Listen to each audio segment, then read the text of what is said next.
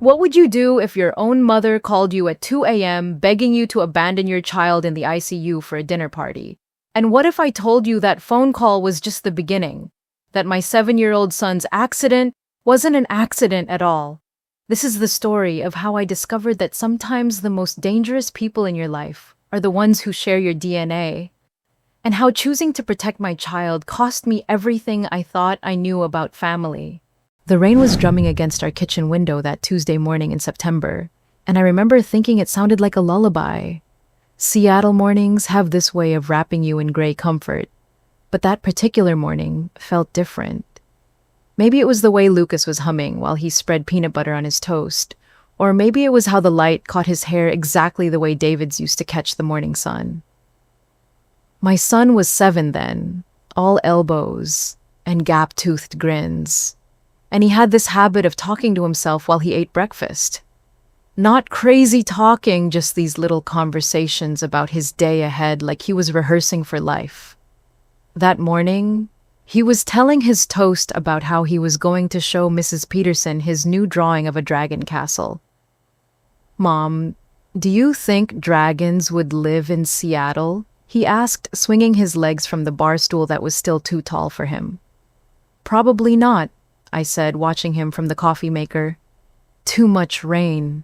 Their fire would keep going out." He considered this seriously, the way kids do when they're trying to figure out how the world works. Maybe they'd live in the Space Needle then. It's tall enough. This was our morning routine. Lucas would come up with these elaborate theories about mythical creatures, and I'd play along while mentally running through my day. Architecture deadlines, client meetings, the never-ending juggling act of being a single mom in a city where everything costs twice what it should. But that morning, something felt off. Maybe it was the 3 missed calls from my mother that I'd been ignoring, or maybe it was the way the rain seemed heavier than usual, like the sky was holding its breath. David had been gone for 2 years by then. 2 years since the accident that turned our little family of 3 into a family of 2. 2 years of learning how to be both mom and dad to a boy who asked questions like, "Why don't other kids have just one parent?" And, "Do you think Daddy can see my drawings from heaven?" I'd gotten pretty good at the single parent thing, if I do say so myself. Lucas was thriving. I was managing my architectural firm, and we had our rhythm. Tuesday mornings meant dragon discussions and peanut butter toast. Thursday nights meant movie marathons and way too much popcorn. Sunday afternoons meant trips to the park where Lucas would climb the jungle gym like he was conquering mountains. But family has a way of disrupting even the most carefully constructed rhythms.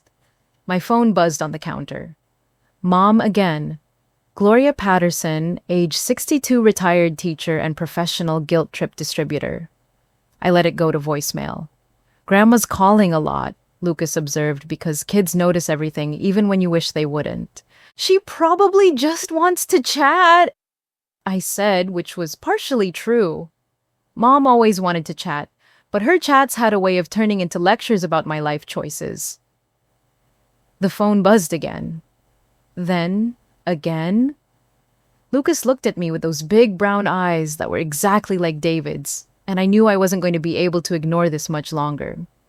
When Gloria Patterson wants to talk to you, she's going to keep calling until you answer, even if it takes all day. "Fine," I muttered and picked up the phone. "Emma, honey, finally, I've been trying to reach you all morning." "It's barely 8 a.m., Mom." "Well, yes, but this is important. It's about Nina's birthday." My sister Nina, 32 years old, works in marketing and has never missed an opportunity to point out that I'm the family disappointment. Not in so many words, of course. She's too polite for that. But there's something about the way she says, "Oh, Emma's working again," that makes it sound like I'm neglecting my duties as a human being. "What about Nina's birthday?" I asked, though I already knew this was going to be complicated. "We're planning a dinner party, nothing too fancy, just family and a few close friends. This Saturday." I mentally flipped through my calendar. Saturday was supposed to be Lucas's day. We'd planned to go to the science museum, then maybe catch a movie. Our special day, just the 2 of us. "Mom, I don't know if I can make it. I've got plans with Lucas." Oh, Emma, that tone, the one that suggested I was being unreasonable just by existing. It's Nina's birthday. Family comes first.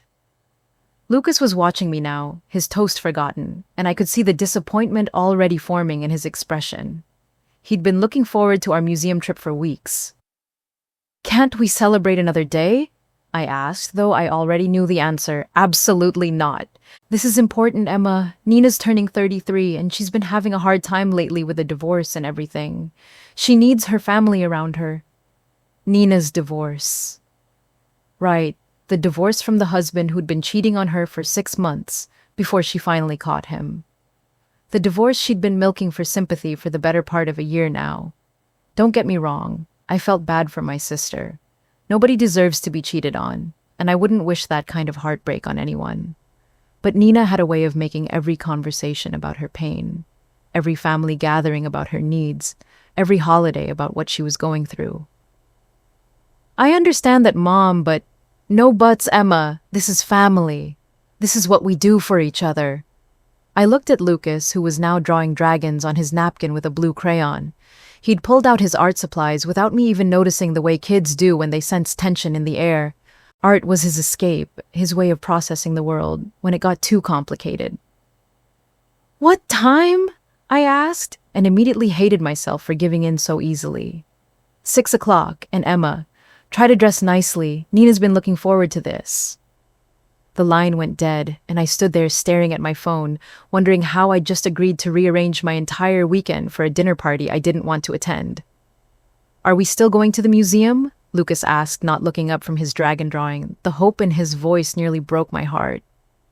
This was the thing about being a single parent that nobody warns you about. It's not just the exhaustion or the loneliness or the constant worry about money. It's the way you have to disappoint your kid over and over again because the world keeps making demands on your time and somehow your child always comes second. We'll figure something out, I said, which was parent speak for probably not, but I don't want to crush your spirit at 8 in the morning. Lucas nodded, but I could see the resignation in his small shoulders. He was getting used to disappointment, and that realization hit me like a punch to the gut. By the time I dropped Lucas off at school, the rain had turned into that Seattle drizzle that's somehow worse than real rain. It gets into everything, this persistent dampness that makes you feel like you're living inside a cloud. My office was downtown, a small firm I'd started 3 years ago, when I realized I was tired of working for other people's visions. Patterson and Associates. Though the associates part was mostly wishful thinking. It was just me, my assistant Sarah, and whatever freelance help I could afford when projects got busy. The irony wasn't lost on me that I spent my days designing homes for other people, while my own life felt like it was constantly under construction, always one permit away from falling apart. That morning's crisis was the Henderson Project, a custom home for a tech executive who'd made his fortune in cryptocurrency and now wanted to build a house that looked like it belonged in a magazine. The kind of client who changed his mind every other day and expected me to work miracles with physics and building codes. Emma, thank God you're here, Sarah said before I'd even made it through the door. Henderson called twice already. He wants to move the master bedroom to the second floor but keep the same square footage and somehow make it bigger. I poured myself a cup of coffee and tried to summon the patience I'd need to deal with this. Did you explain to him that moving a room to a different floor doesn't magically create more space? I tried. He said that's what he's paying us for. This was my life, explaining basic physics to millionaires while trying to create something beautiful and functional and safe, all while juggling parent-teacher conferences and grocery shopping and the constant worry that I wasn't doing enough for Lucas. David used to say I was too hard on myself. He'd come home from his job at the engineering firm and find me hunched over my drafting table at 11 p.m., still working on some project that had consumed my entire day.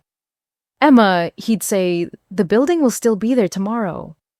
But the deadline won't, I'd reply, and he'd laugh and bring me a cup of tea and somehow convince me to come to bed.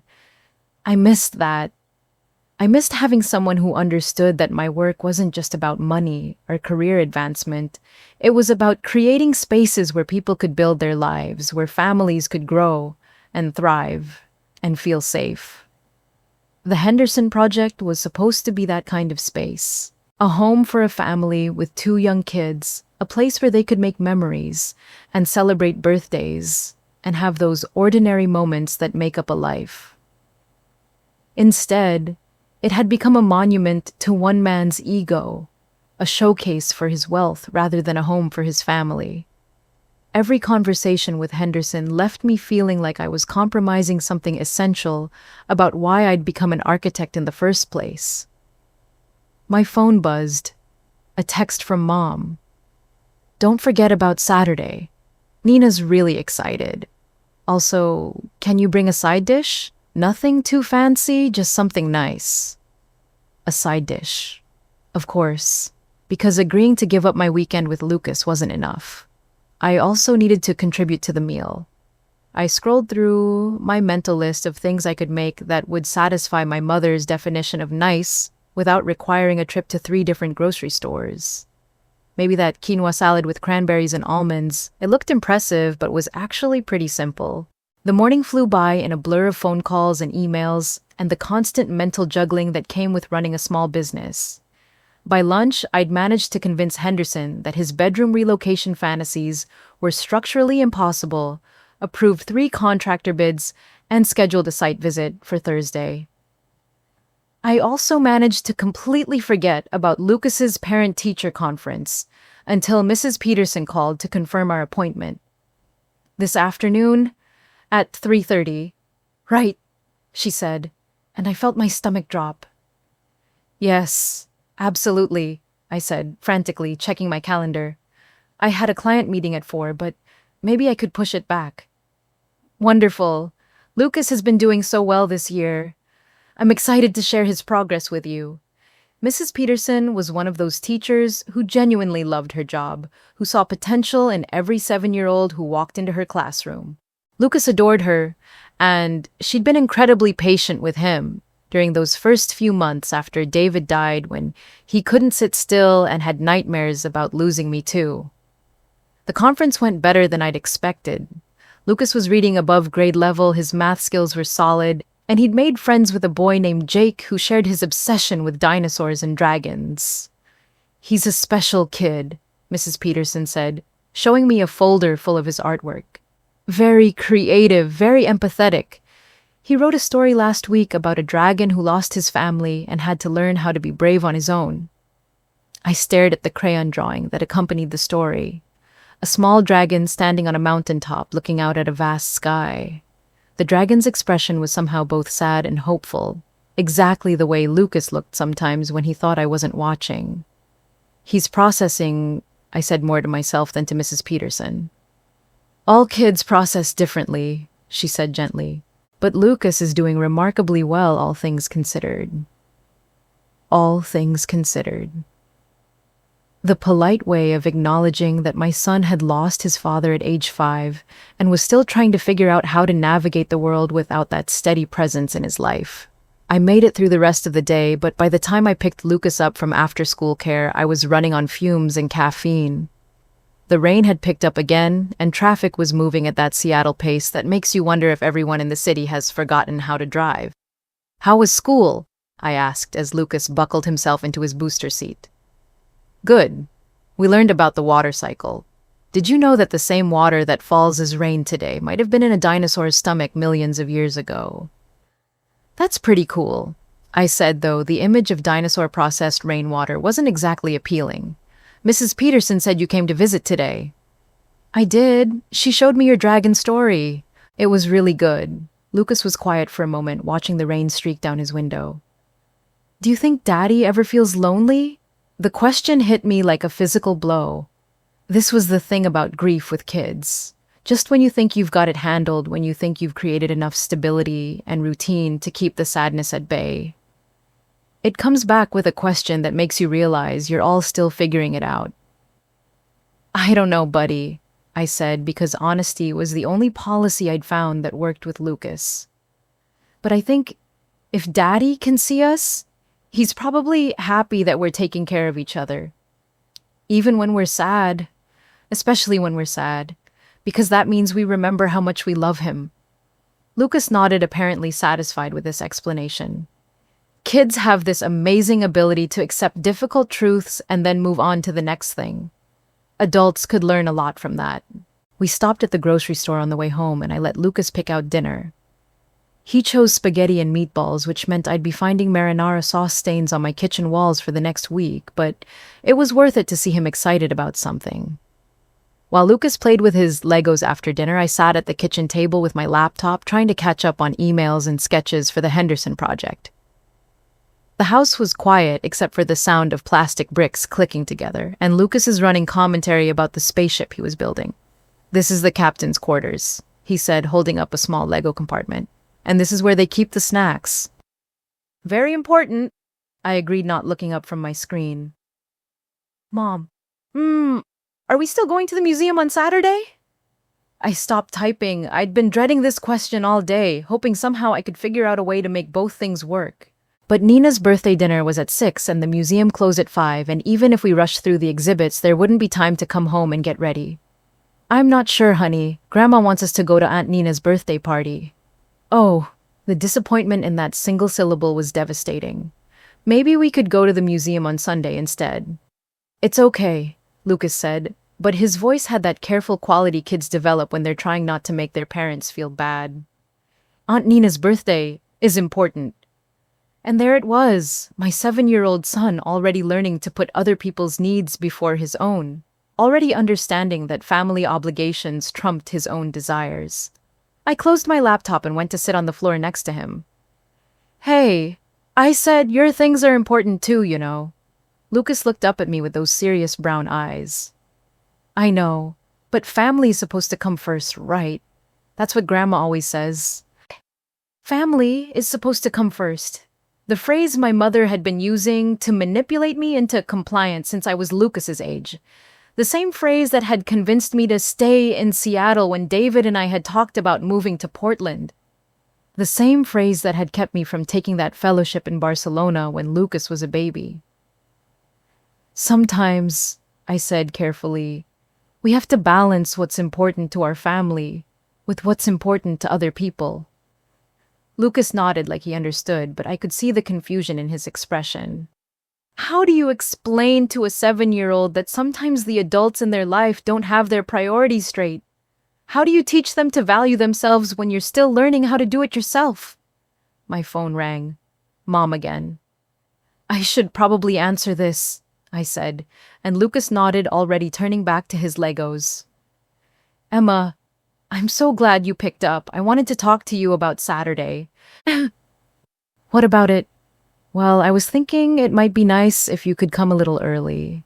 Maybe around 4. Nina's been so stressed with everything, and I thought it would be good for her to have some sister time before the other guests arrive." Sister time. Right. The kind of sister time where Nina would spend 2 hours telling me about her divorce and her therapy sessions and her new workout routine while I nodded and made sympathetic noises. "Mom, I don't think I can get there that early. I've got things to do with Lucas." "Oh, Emma." That tone again. "Can't Lucas just come with you? I'm sure he'd love to see his aunt." Lucas, who was now building what appeared to be a fortress around his spaceship, looked up at the mention of his name. I could see the hope flickering in his expression, the possibility that maybe this weekend wouldn't be a complete loss. "I guess we could come early," I said, and immediately regretted it. "Wonderful. Oh, and Nina mentioned that she's been looking at some houses. She might want to pick your brain about the real estate market." Of course she did, because somehow even Nina's birthday party was going to turn into a consultation about my professional expertise. I hung up the phone and looked at Lucas, who was now adding turrets to his fortress. "Are we going to Aunt Nina's early?" he asked. "Looks like it." He nodded, already adjusting his expectations.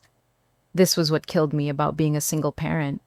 The way your kid learns to be flexible and understanding and accommodating because they don't have any other choice. If David were here, he would have said something. He would have gently but firmly told my mother that we had plans, that family time was important, that Lucas's museum trip mattered just as much as Nina's birthday party. But David wasn't here, and I was still learning how to be the kind of parent who could say no to other people's demands without feeling guilty about it. Later that night, after Lucas was in bed and I was finally alone with my thoughts, I stood at the kitchen window looking out at the Seattle skyline. The Space Needle was lit up against the cloudy sky, and I found myself thinking about Lucas's question from that morning. Maybe dragons would live in the Space Needle. Maybe they'd figured out how to keep their fire burning despite all the rain. I thought about David, about the way he used to stand behind me at this same window, his arms around my waist, planning our future together. We'd talked about expanding the firm, maybe buying a bigger house, taking Lucas to Europe when he was old enough to appreciate it.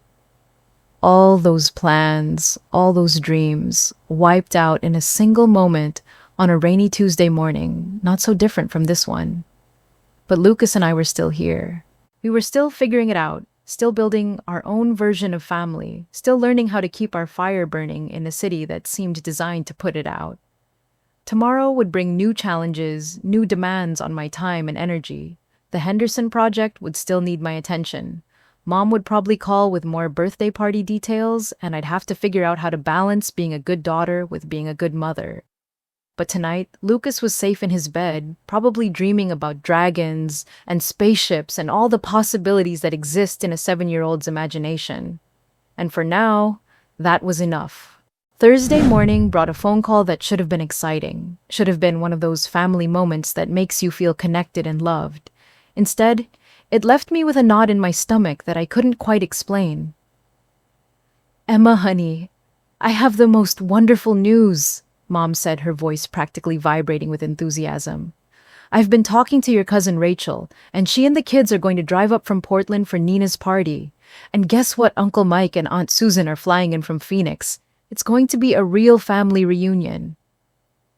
I was standing in my kitchen watching Lucas eat his cereal and practice spelling words at the same time. He had this habit of writing letters in the air with his finger while he chewed like he was casting spelling spells. "That's great, Mom," I said, though something about her tone felt off. Too bright, too excited, like she was selling me something. "I know, right? Nina's going to be over the moon. She's been so isolated since the divorce. And this is exactly what she needs. The whole family rallying around her." The whole family, as if we were some kind of tight-knit clan that regularly gathered for each other's birthdays, instead of a group of people who saw each other maybe twice a year and spent most of that time making polite conversation about the weather.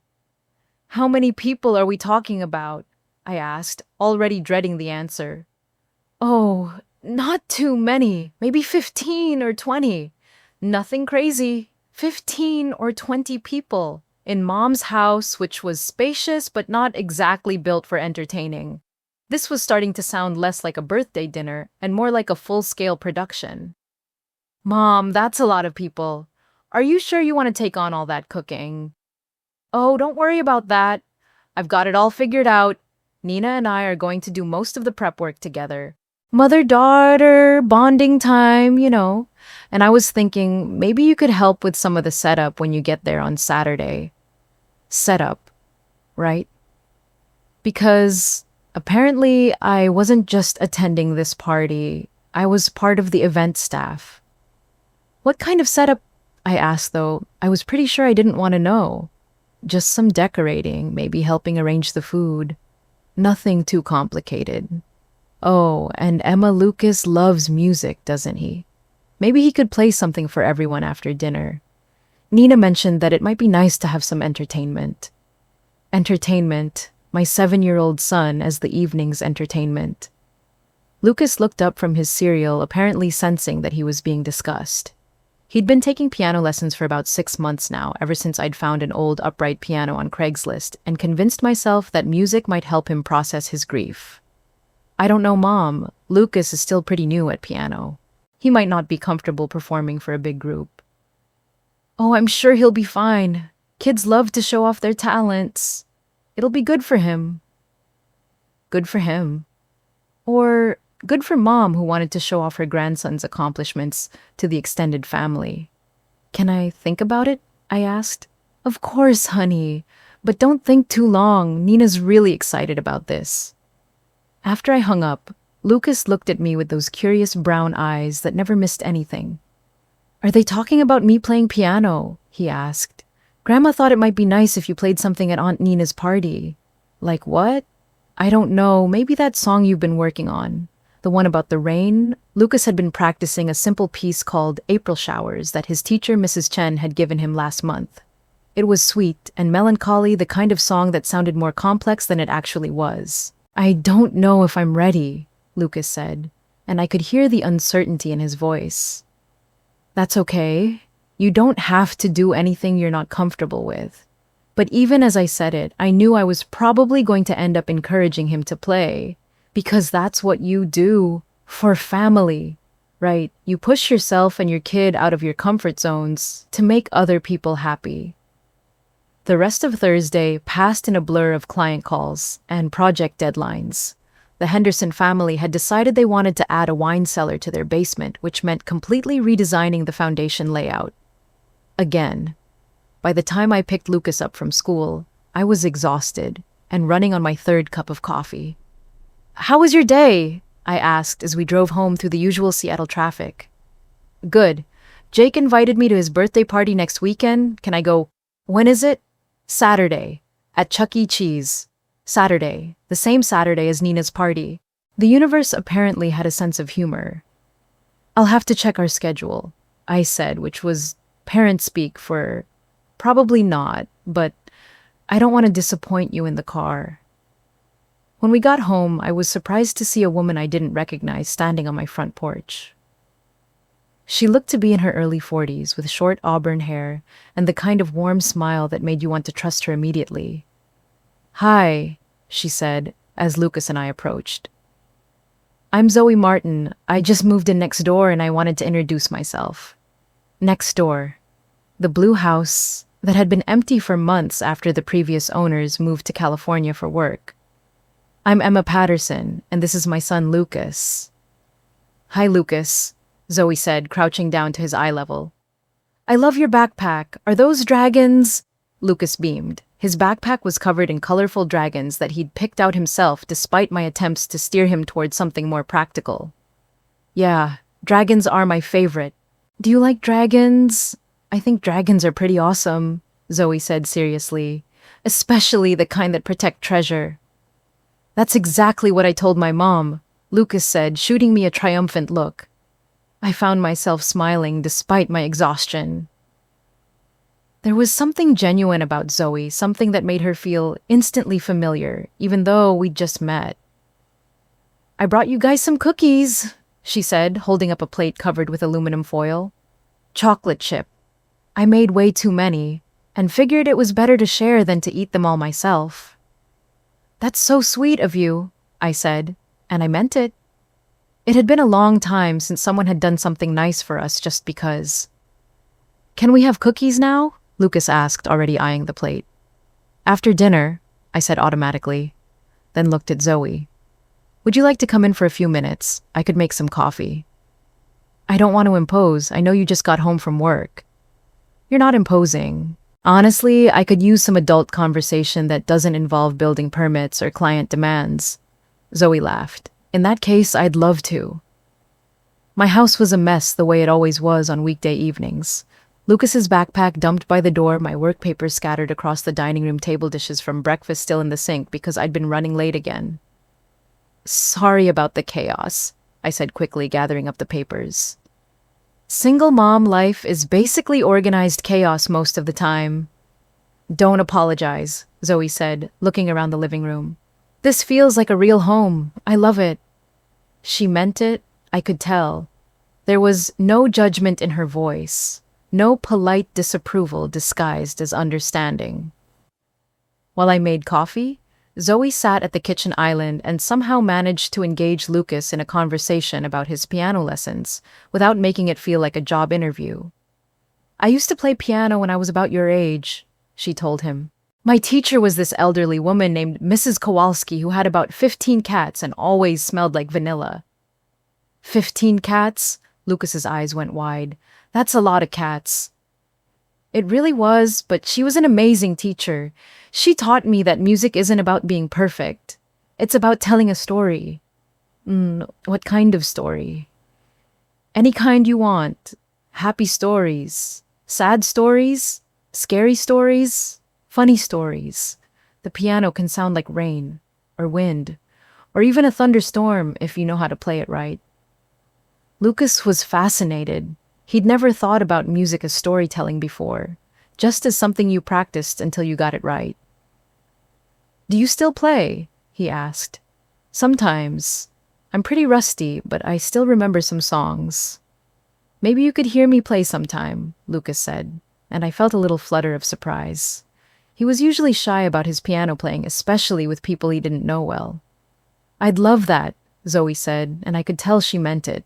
After Lucas went upstairs to play Zoe, and I sat at the kitchen table with our coffee, and I found myself telling her about my work, about the challenges of running my own firm while being a single parent. It sounds like you're doing an amazing job, she said. Lucas seems like a happy, well-adjusted kid. Most days I feel like I'm barely keeping my head above water, I admitted. Like this weekend, for example. My family is throwing this big birthday party for my sister, and I'm supposed to help with setup and bring food and somehow get Lucas to perform piano for everyone. That sounds stressful. The thing is, I want to support my sister. I really do. But sometimes it feels like my family has these expectations that don't really take into account what's realistic for me and Lucas. Zoe nodded thoughtfully. Family dynamics can be complicated, especially when you're trying to balance your own needs with what other people expect from you. Exactly. And I don't want to be selfish, but I also don't want Lucas to grow up thinking that other people's needs always come before his own.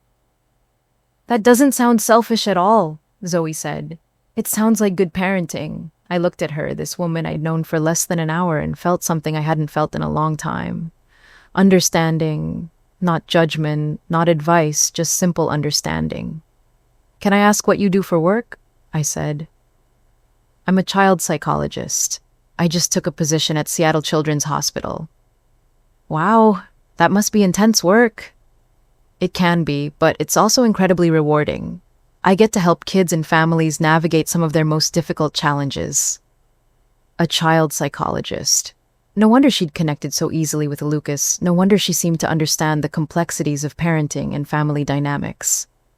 Is that why you moved to Seattle? Partly, but also because I was ready for a fresh start. I got divorced about a year ago and I needed to be somewhere new. I'm sorry, divorce is hard. Thank you, it was the right choice, but it's still been an adjustment. Starting over in a new city, making new friends, figuring out who I am as a single person again. I understood that feeling, though my fresh start had been forced by circumstances rather than choice.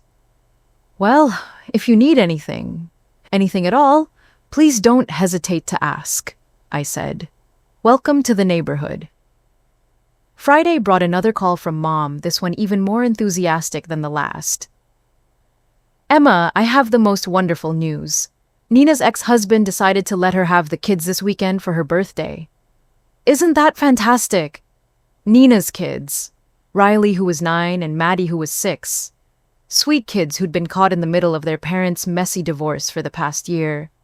That's great, Mom. I'm sure Nina's thrilled. She is. And I was thinking, wouldn't it be perfect if Lucas could play piano for his cousins? They hardly ever get to see each other, and it would be such a special moment. Special moment, right? Or it could be a moment where Lucas felt pressured to perform for an audience he wasn't comfortable with. Has Lucas been practicing? Mom continued without waiting for an answer. I remember you mentioning that he was working on a song about rain. How perfect is that it's always raining here in Seattle? He's been practicing, but Mom, I'm not sure he's ready for a big audience. Oh, nonsense. Children are much more resilient than we give them credit for. Besides, it's just family. Just family. As if performing for 15 or 20 relatives wasn't intimidating for a 7-year-old. Let me talk to Lucas about it, I said. Of course, honey, but don't overthink it. Sometimes we parents worry too much about protecting our children, when what they really need is the chance to shine. After I hung up, I found Lucas in the living room practicing scales on the old upright piano I'd bought him. The sound filled the house with something warm and hopeful, even when he hit the wrong notes. "Hey, buddy," I said, sitting down on the piano bench next to him. "Can we talk about something?" "Sure." He stopped playing and turned to face me. "Grandma was hoping you might play a song at Aunt Nina's party tomorrow. Nothing fancy, just maybe that song you've been working on." Lucas's face went through a series of expressions. Interest, then uncertainty, then something that looked like fear. "Will there be a lot of people there?" "Some. Your cousins will be there, and Uncle Mike and Aunt Susan and a few other family members." "What if I mess up?" "Then you mess up. Music isn't about being perfect, remember? It's about telling a story." I was repeating Zoe's words from the day before, and I could see Lucas considering them. "What story would I be telling?" "That's up to you. What does the song make you think about?" Lucas played the opening notes of April Showers slowly and carefully. The melody was simple, but haunting, the kind of song that made you think about quiet afternoons and gentle sadness.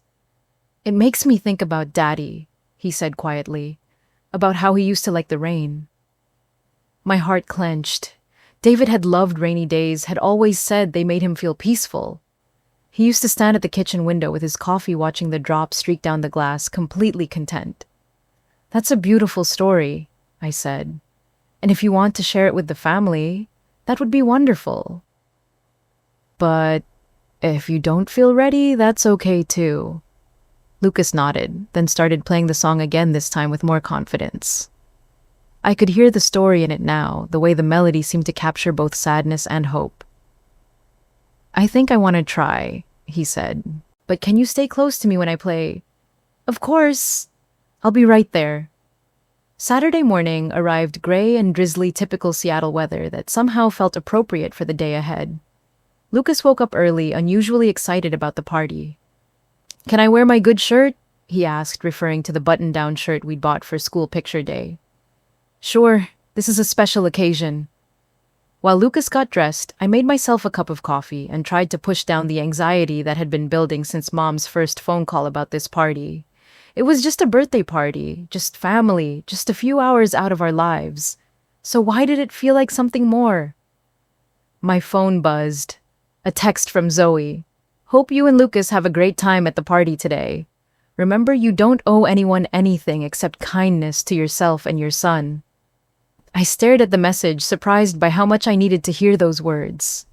Kindness to yourself and your son. Such a simple concept, but somehow it felt revolutionary. By the time we left for Mom's house, Lucas had practiced his song 3 more times, and I'd made the quinoa salad and wrapped it in my nicest serving bowl. We looked good. We were prepared, and I was determined to make this a positive experience for both of us. Mom's house was in Ballard, in one of those neighborhoods that had been working class for decades before becoming trendy.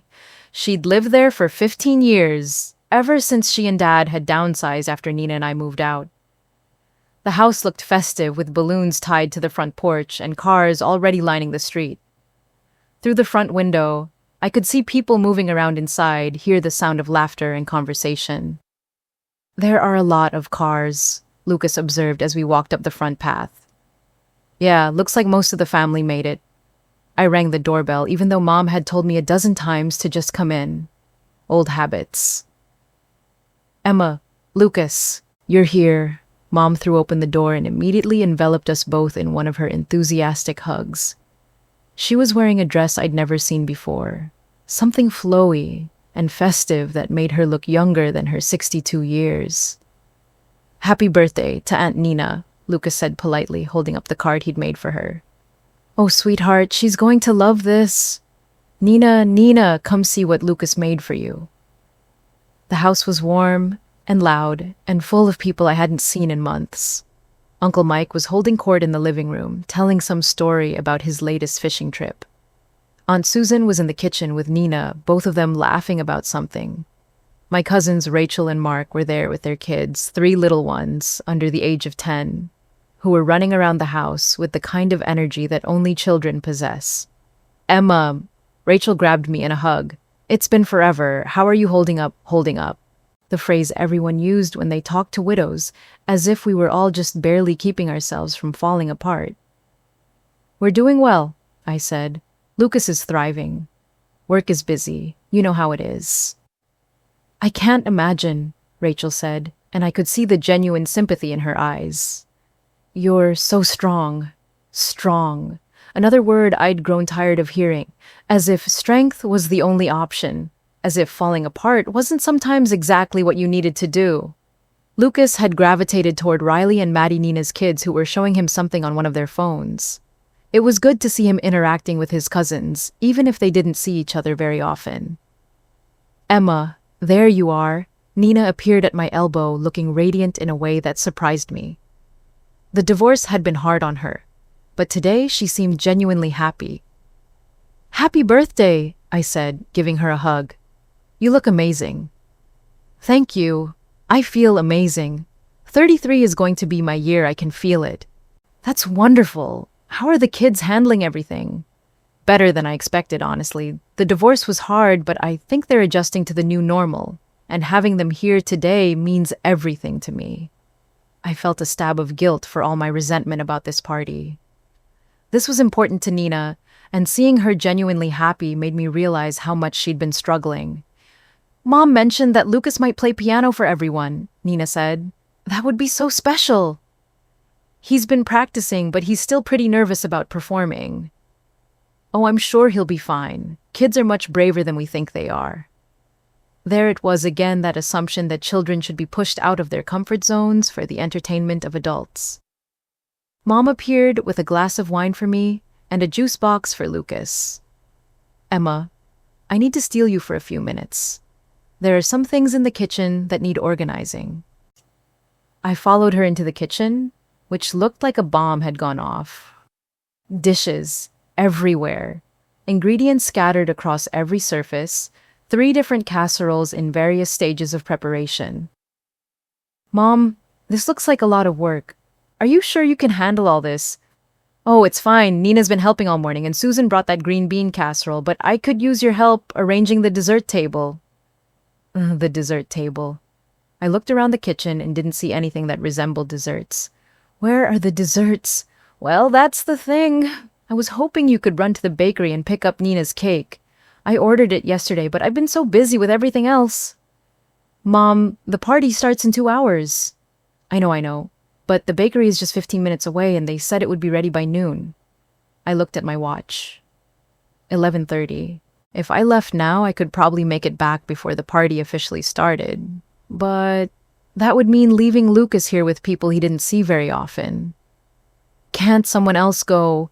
"Everyone's busy helping with setup. You're so good at this kind of thing, Emma. You're organized, you're reliable." Organized and reliable. The qualities that had somehow made me the family's default problem solver. "I don't really want to leave Lucas." "Oh, he'll be fine. He's having a great time with his cousins. This will give him a chance to get comfortable before his performance." His performance. Already she was talking about it like it was a done deal. "Mom, I haven't actually said he's going to play." "Well, of course he is. Why wouldn't he? It would mean so much to Nina, and the whole family is excited to hear him." The whole family. I looked around the kitchen at all the people who had expectations about what Lucas should do, what I should do, how we should contribute to this celebration. "Fine," I said. "I'll go get the cake, but I'm not going to pressure Lucas about the piano." "Of course not, honey. I'm sure he'll want to play once he sees how much it would mean to everyone." I found Lucas in the living room, still talking with Riley and Maddie about something involving dinosaurs. "Hey, buddy, I need to run a quick errand. Are you okay staying here with everyone?" "Can I come with you?" "It's just a boring trip to the bakery. Are you sure you don't want to stay and hang out with your cousins?" Lucas looked around the room at all the adults talking and laughing at his cousins, who were already absorbed in their own conversation again. "I guess I can stay," he said, but I could hear the uncertainty in his voice. "I'll be back in 30 minutes, okay? And if you need anything, just ask Grandma." "Okay." I kissed the top of his head and headed for the door, trying to ignore the feeling that I was abandoning him when he needed me most. The bakery was crowded and the cake wasn't ready yet, despite Mom's assurances. I stood in line for 20 minutes, checking my phone every few seconds and feeling increasingly anxious about leaving Lucas. By the time I made it back to Mom's house, the party was in full swing. More cars had arrived, and I could hear music and laughter coming from the backyard. I carried the cake through the house looking for Lucas. I found him sitting on the piano bench in the living room, not playing, just sitting there looking overwhelmed. "Hey," I said, setting the cake down and sitting next to him. "How are you doing?" "Everyone keeps asking if I'm going to play piano," he said quietly. "What do you tell them?" "I don't know. Maybe." Lucas looked at me. I waited until he met my eyes. "You don't have to play if you don't want to. I don't care what anyone else thinks." "But Grandma said it would make Aunt Nina really happy." "Aunt Nina will be happy no matter what. It's her birthday party, and everyone's here celebrating her. That's what matters." Lucas nodded, but I could see he was still torn. He wanted to make people happy, but he was scared. It was the eternal struggle of being a people pleaser in a world full of people with expectations. "Tell you what," I said, "why don't we wait and see how you feel after dinner? If you want to play, great. If not, that's fine too." "Okay." Mom appeared in the doorway. "There you are. The cake looks beautiful. Emma, could you help me get everyone gathered for dinner? I want to take some photos before we eat." The next hour was a blur of family photos and dinner conversation, and the kind of organized chaos that comes with feeding 20 people in a house designed for 4. Lucas seemed to relax as the evening went on, laughing at Uncle Mike's jokes and helping his cousins build elaborate structures out of dinner rolls. I found myself actually enjoying the party despite all my anxiety about it. There was something nice about being surrounded by family, about watching Lucas interact with people who cared about him, about feeling connected to something bigger than just our little 2-person household. After dinner, as Mom and Nina started clearing dishes, several people began asking about Lucas's piano playing. "I heard you've been taking lessons," Aunt Susan said. "Your mom must be so proud." "We'd love to hear you play something," Uncle Mike added. "I used to play piano when I was your age." I could see Lucas starting to shrink into himself again, the way he did when he felt like he was being put on the spot. "Actually," I said, standing up from the table, "I think Lucas and I should probably head home soon. It's been a long day." Oh, but Emma," Mom said from the kitchen doorway. "We haven't done the cake yet, and Lucas hasn't played for everyone." "Mom, it's getting late, and Lucas has had a big day." "But everyone's been looking forward to hearing him play. Haven't you, everyone?" A chorus of agreement from around the table. Yes, they'd love to hear Lucas play. It would be so special. Such a talented boy. I looked at Lucas, who was staring at his hands folded in his lap. I could see the conflict written all over his face. He wanted to please everyone, but he was overwhelmed and tired, and probably regretting ever agreeing to consider playing. "You know what," I said, making a decision that surprised even me. "Maybe we'll save the performance for another time, when Lucas has had more time to prepare." The disappointment in the room was palpable. Not anger exactly, but that particular kind of family disappointment that makes you feel like you've let everyone down. "Emma," Mom said quietly, "it's just family. No one expects perfection." "I know, Mom, but Lucas isn't comfortable, and I'm not going to pressure him. He seemed fine earlier when I talked to him about it." "Well, he's not fine now." The silence that followed was awkward and heavy. I could feel everyone looking at me, trying to figure out if I was being overprotective or if there was something more going on. Lucas looked up at me with an expression of pure relief, and I knew I'd made the right choice. "Can we stay for cake?" he asked quietly. "Of course we can stay for cake." The rest of the evening passed more smoothly. We sang Happy Birthday to Nina, ate way too much chocolate cake, and said our goodbyes without any more mention of piano performances. As we were getting ready to leave, Zoe appeared on Mom's front porch. "Zoe," I said, surprised to see her. "What are you doing here?" "I was walking by and heard the party," she said. "I wanted to make sure you and Lucas were okay. You looked pretty stressed when you left this morning." The fact that she'd thought to check on us, that she'd cared enough to walk over here just to make sure we were okay, nearly brought me to tears. "We're fine," I said. "Actually, we're better than fine." "Good," she said, smiling. "That's what I was hoping to hear." On the drive home, Lucas was quiet, looking out the window at the Seattle skyline. "Are you okay?" I asked. "Yeah, thanks for not making me play piano." "You never have to do anything you're not comfortable with, buddy. Not for me, not for Grandma, not for anyone. Even if it makes them sad. Even then, your feelings matter just as much as everyone else's." Lucas nodded, apparently satisfied with this answer. "Mom, yeah, I think I want to practice more before I play for people. Maybe I could play for Zoe first since she knows about telling stories with music." "I think that's a great idea." That night, after Lucas was in bed, I sat at the kitchen table with a cup of tea thinking about the evening, about family expectations and the courage it takes to disappoint people even when you love them. My phone buzzed, a text from Nina. "Thanks for coming today. I know Lucas was nervous about playing, but I hope he knows how proud we all are of him anyway." I smiled and typed back, "He does, and happy birthday again.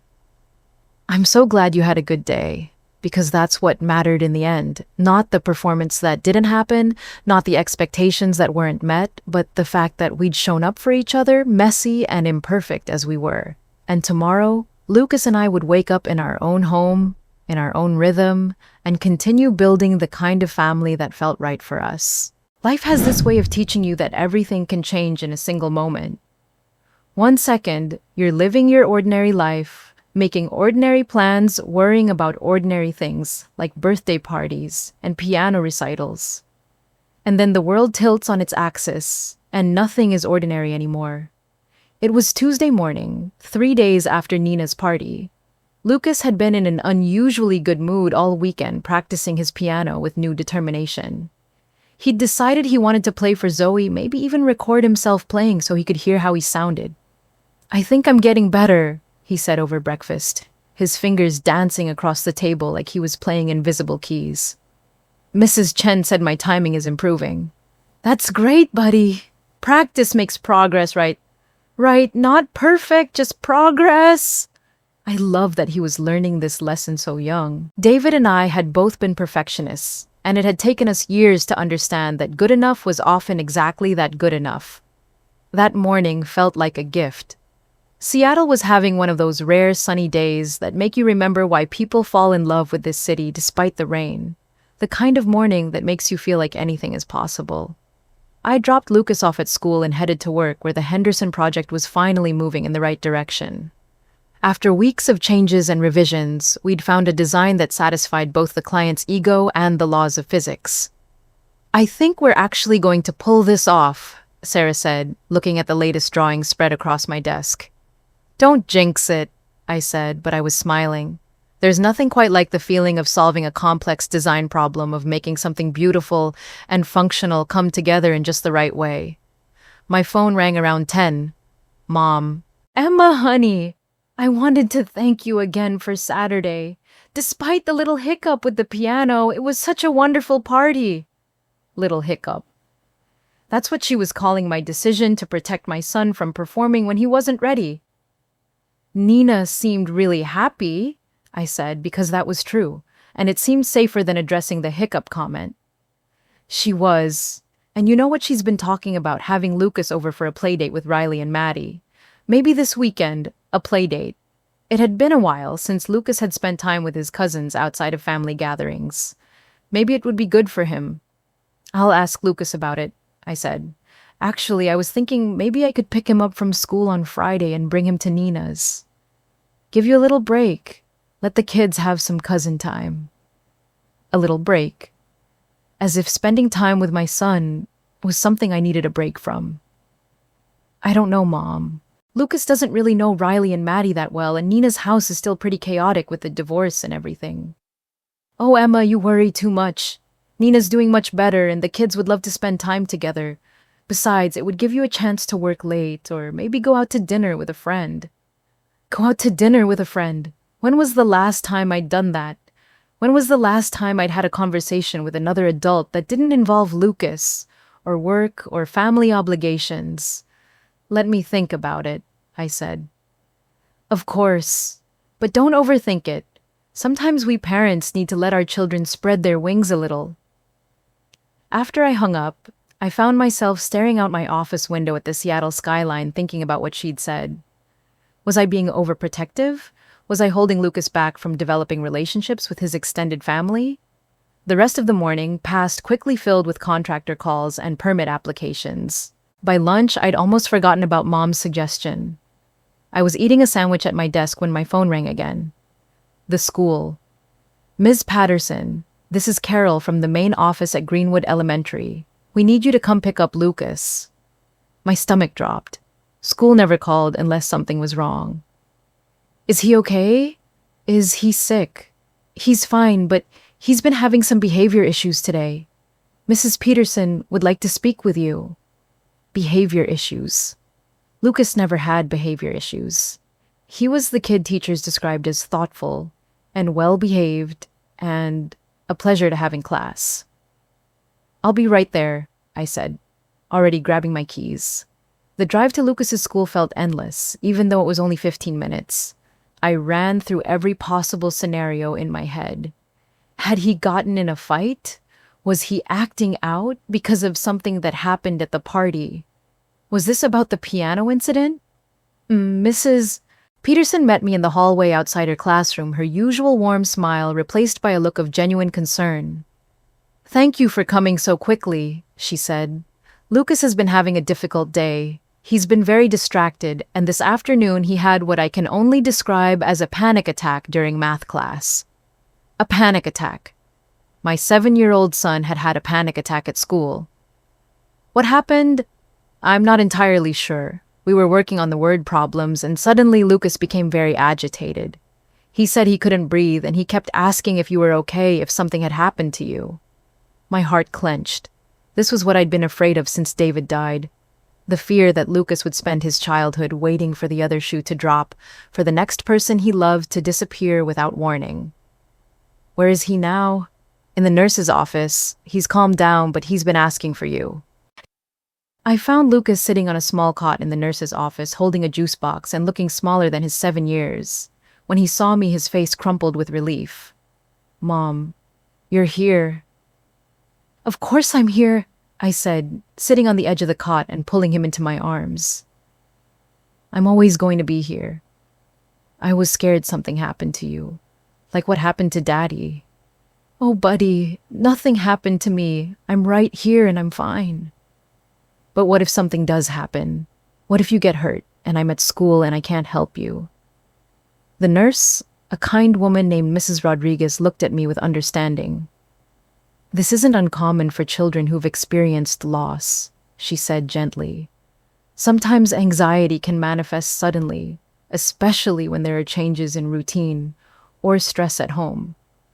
Changes in routine, stress at home, the party on Saturday, the pressure to perform, the family dynamics that even a 7-year-old could sense were complicated. Can I take him home? I asked. Of course. I'd recommend maybe talking to someone, though, a counselor who specializes in childhood grief. It might help Lucas develop some coping strategies. I nodded, already thinking about Zoe. She was a child psychologist, and Lucas seemed to trust her. Maybe she could recommend someone, or maybe she could even see him herself. The drive home was quiet. Lucas sat in his booster seat staring out the window with that distant look that reminded me so much of David when he was thinking through a complex problem. Are you mad at me? He asked as we pulled into our driveway. Mad at you? Why would I be mad at you? Because I freaked out at school. Because I was scared for no reason.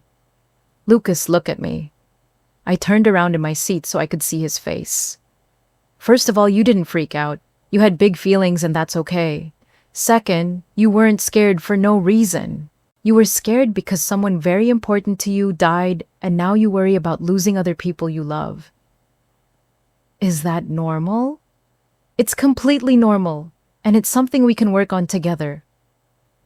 That afternoon, I let Lucas skip his piano lesson, and instead, we built a fort in the living room using couch cushions and blankets. We ate grilled cheese sandwiches on the floor and watched old Disney movies, and slowly I could see him relaxing back into himself. Around 4 o'clock, there was a knock at the door. Zoe holding a plate of what looked like homemade brownies. "I hope I'm not interrupting," she said. "I just wanted to check in. I saw you pick Lucas up from school early, and I wanted to make sure everything was okay." "Actually," I said, "I'm really glad you're here. Could we talk for a few minutes?" I told her about Lucas's panic attack, about his fears and anxieties, about my own worry that I wasn't handling his grief properly. "You're doing everything right," Zoe said. "Trauma and grief don't follow a timeline, and children often process things differently than adults. The fact that he felt safe enough to express his fears means you've created a secure environment for him." The school nurse suggested we talk to someone, a counselor. "That's a good idea. I can recommend some excellent child therapists in the area. Or, if you're comfortable with it, I could see him myself. I don't usually treat friends, but Lucas is such a special kid and I think we have a good rapport. Would you? I mean, only if it's not too weird professionally." "It's not weird at all. I care about both of you and I want to help however I can." Relief flooded through me. Lucas trusted Zoe, and having someone we both felt comfortable with seemed like the best possible outcome. That evening, while Lucas played with his Legos in the living room, I made dinner and found myself feeling more hopeful than I had in weeks. We had a plan for addressing Lucas's anxiety. We had support from someone we trusted, and despite the challenges, we were figuring it out together. But life, as I said, has a way of changing everything in a single moment. Friday afternoon, I was at the office wrapping up some final details on the Henderson project when my phone rang. An unknown number. "Ms. Patterson, this is Dr. Sarah Patel from Seattle Children's Hospital. I'm calling about your son Lucas." The world stopped, literally stopped. I could feel my heart hammering against my ribs, could feel the blood draining from my face. "What happened? Is he okay?" "Lucas was brought in by ambulance about 20 minutes ago. He's suffered a serious fall and has a significant head injury. You need to get here as soon as possible." A serious fall, a head injury, the words didn't make sense. Lucas was supposed to be at school. He was supposed to be safe. "I don't understand. Where did he fall?" "He should be at school." According to the paramedics, he fell down a flight of stairs at a family member's house. A Gloria Patterson called the ambulance. Mom's house. Lucas had fallen down the stairs at Mom's house. But why was he at Mom's house? School didn't get out until 3:30 and it was only 2 o'clock. "I'll be right there," I said, already grabbing my keys and running for the door. The drive to the hospital was a blur of red lights and Seattle traffic and the kind of panic that makes it hard to breathe. I kept calling Mom's number, but it went straight to voicemail. I tried Nina's phone. Voicemail. By the time I reached the hospital, I was shaking so hard I could barely walk. The emergency room was busy and loud and smelled like disinfectant and fear. "I'm Emma Patterson," I told the woman at the reception desk. "My son Lucas was brought in. 7 years old, head injury." She typed something into her computer, her expression serious. "Room 12, Dr. Patel is waiting for you." Room 12 was in the Pediatric Intensive Care Unit, the PICU, the place where the sickest children went, where parents waited and prayed and sometimes said goodbye. Dr. Patel was a small woman with kind eyes and graying hair, the kind of doctor who'd seen everything and somehow still managed to radiate calm competence. "Ms. Patterson, thank you for getting here so quickly. Please sit down." I sat, but I felt like I was floating outside my own body, watching this conversation happen to someone else. Lucas suffered a severe traumatic brain injury when he fell down the stairs. He has significant swelling in his brain, and we've had to put him in a medically induced coma to help manage the pressure. A coma. My 7-year-old son was in a coma. "Is he going to be okay?" Dr. Patel's expression was careful, measured. "The next 24 to 48 hours are critical. We're monitoring the pressure in his brain very closely and we'll know more once the swelling starts to go down." "Can I see him?" "Of course. But I want to prepare you. He's on a ventilator and there are a lot of machines. It can be overwhelming." Nothing could have prepared me for seeing Lucas in that hospital bed. My vibrant, energetic, dragon-obsessed little boy was surrounded by machines and tubes and wires.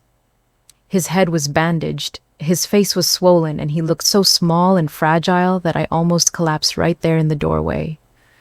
"The machines are helping him," Dr. Patel said gently. "The ventilator is breathing for him and the monitors are tracking his brain function. He's getting the best possible care." I pulled a chair up next to his bed and took his small hand in mine. It was warm, which somehow surprised me.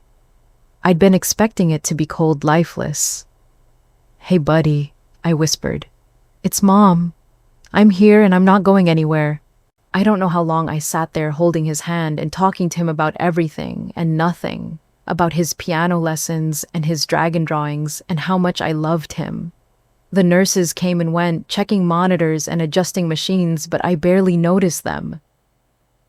At some point, my phone started ringing. Mom finally calling me back. "Emma, honey, I'm so sorry. I should have called sooner, but everything happened so fast." "What happened?" I asked, not taking my eyes off Lucas. "Why was he at your house? He should have been at school." "I picked him up early. I thought it would be nice for him to spend the afternoon with me before going to Nina's for the play date. He was so excited about it." The play date, the one I'd never actually agreed to. "Mom, I never said yes to the play date. I said I'd think about it." "Oh, honey, I know, but Lucas seemed so excited when I mentioned it at school pickup. I thought it would be fine." Lucas had seemed excited because he was 7 years old and didn't understand the politics of family dynamics. He'd probably been thrilled that his grandmother wanted to spend time with him. What exactly happened? "He was upstairs playing on my old piano. You know, the one in the guest room. He said he wanted to practice his song so he could play it for the family later. I was downstairs getting snacks ready when I heard this terrible crash. He fell down the stairs. Yes, I think he was coming down to show me something and he just lost his footing. It was an accident, Emma. A terrible, terrible accident." I wanted to believe her. I wanted to believe that this was just a freak accident, the kind of thing that could happen to any child anywhere. But something about her story felt off. Lucas was careful on stairs. He'd been going up and down stairs by himself for years, and he'd never had any problems. "Where's Nina?" I asked. "She's at home with her kids. This whole thing has been so upsetting for everyone." "Is she okay? Is she too upset to come to the hospital?" There was a pause. A long enough pause that I looked up from Lucas's face for the first time since Mom had called. She's dealing with her own stress right now. You know how sensitive she is." "Sensitive. Right. Too sensitive to come see her 7-year-old nephew in the ICU. "I need to go," I said. "I need to be with Lucas." "Of course. Emma, I want you to know how sorry I am. If I could take his place, I would." "I know, Mom." But as I hung up the phone, I realized I wasn't sure I did know. I wasn't sure of anything anymore. The hours that followed were the longest of my life. Doctors came and went, checking Lucas's pupils, adjusting medications, explaining procedures I didn't understand. The neurosurgeon, Dr. Martinez, was cautiously optimistic, but honest about the risks. "Head injuries in children are unpredictable," he said. "Lucas is young and strong, which works in his favor. But we won't know the full extent of any damage until he wakes up. If he wakes up." The words hung in the air between us, unspoken but understood. I called my office and told Sarah what had happened. I called Lucas's school and explained why he wouldn't be in class. I did all the practical things you have to do when your life falls apart, all while sitting next to my unconscious son and willing him to open his eyes. Around 8 o'clock that evening, Zoe appeared in the doorway of Lucas's room. "Emma, I came as soon as I heard." "How did you know?" "Your mom called me. She thought you might need some support." I almost laughed. Mom had called Zoe a woman she'd met exactly once, but Nina was too upset to come to the hospital herself. "Thank you for coming," I said, and I meant it. Having Zoe there, having someone who cared about Lucas and understood the complexity of childhood trauma, felt like a lifeline. "How is he?" The same. The doctors say the next day or two are critical. Zoe pulled up another chair and sat on the other side of Lucas's bed. She didn't try to tell me everything would be okay, didn't offer empty reassurances or platitudes. She just sat there, a calm presence in the chaos. "Can I ask you something?" I said after a while. "Of course." "Does my mom's story about what happened make sense to you? From a child development perspective?" Zoe was quiet for a moment, considering the question carefully. "What exactly did she tell you?" I repeated Mom's version of events about Lucas playing piano upstairs, coming down to show her something falling on the stairs. "Lucas is 7, Zoe said slowly. "He's been navigating stairs independently for years.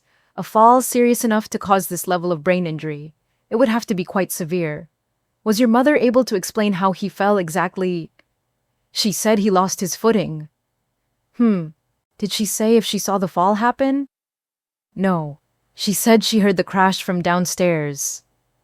Zoe nodded, but I could see the wheels turning in her mind. As a child psychologist, she'd probably seen cases where children's injuries didn't match the explanations given by adults. "I don't want to make assumptions," she said carefully. "But if you have any concerns about what happened, it might be worth asking more questions." "More questions." I'd been so focused on Lucas's condition, so overwhelmed by fear and guilt and the medical terminology being thrown around, that I hadn't really pressed for details about the accident itself. But now, sitting in this hospital room, watching my son fight for his life, I realized I needed to know exactly what had happened in Mom's house that afternoon. My phone buzzed. A text from Mom. "How is Lucas doing? Nina and I are praying for him. Let us know if you need anything." I stared at the message, at the casual way she grouped herself with Nina, as if they were both equally concerned, equally involved. And for the first time since I'd gotten that phone call from Dr. Patel, I felt something other than fear and sadness. I felt angry, because somewhere in the back of my mind, a voice was whispering that something about this whole situation didn't add up, that there were pieces missing from the story I'd been told. And if that voice was right, if there was more to Lucas's accident than a simple fall down the stairs, then I was going to find out what really happened, even if it meant discovering truths about my family that I wasn't prepared to face. The machines around Lucas's bed beeped and hummed through the night, tracking every breath, every heartbeat, every indication that my son was still fighting. And I sat beside him, holding his hand, making a promise that I would get to the bottom of this, whatever it took. There's something surreal about how the world keeps spinning when your entire universe has collapsed. Outside Lucas's hospital room, life continued as normal. Nurses completed their rounds, families visited other patients, the cafeteria served its regular rotation of uninspiring meals. But inside room 12 of the pediatric ICU, time had stopped. It was 2 a.m. when my phone rang. I'd been dozing in the uncomfortable hospital chair, my hand still holding Lucas's, when the shrill sound jolted me awake. Mom's name on the caller ID.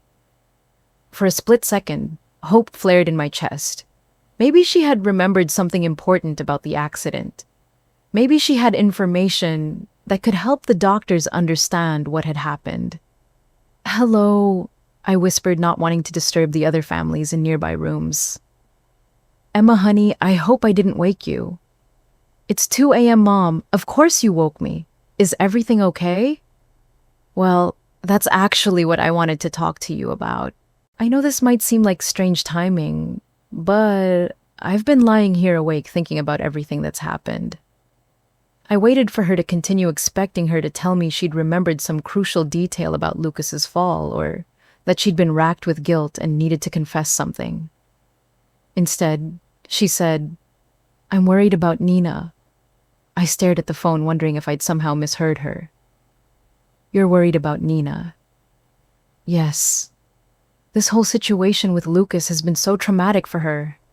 You know how sensitive she is, and she's been blaming herself even though it was just an accident." Blaming herself, right? So much that she couldn't even bring herself to visit the hospital. "Mom, I really can't talk about Nina right now. Lucas is in a coma."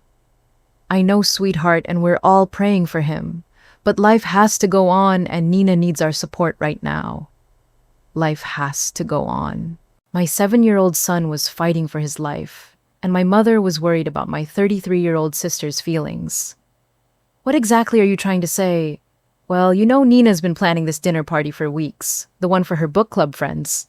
It's tomorrow night, and she's been looking forward to it so much.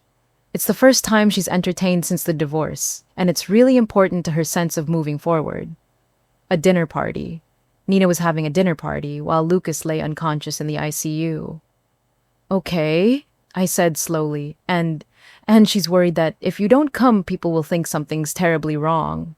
She doesn't want to have to explain about Lucas's accident to her friends. It would just bring down the whole evening.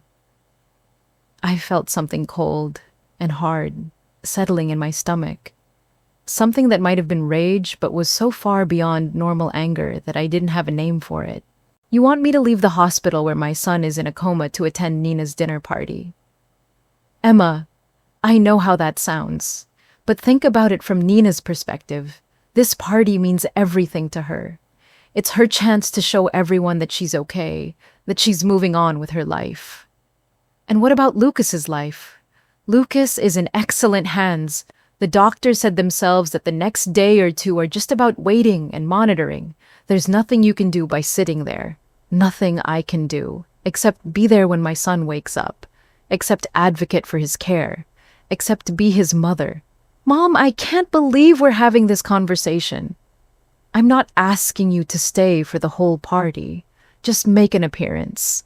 Let Nina's friends see that the family is united and supportive. Then you can come right back to the hospital. United and supportive.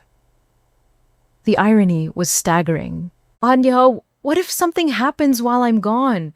What if Lucas wakes up and I'm not here? Emma, honey, you're being a little dramatic. Lucas isn't going to wake up tomorrow. The doctor said it could be days or even weeks. Days or even weeks. She said it so casually, like she was talking about the weather. I'm not leaving him. Emma. Her voice took on that tone I remembered from childhood, the one that meant I was being unreasonable and needed to get with the program. This is about more than just you and Lucas. This is about family. This is about supporting each other through difficult times. Supporting each other. Where's Nina's support for Lucas? Where's her support for me? Nina is dealing with this in her own way. Not everyone processes trauma the same way you do.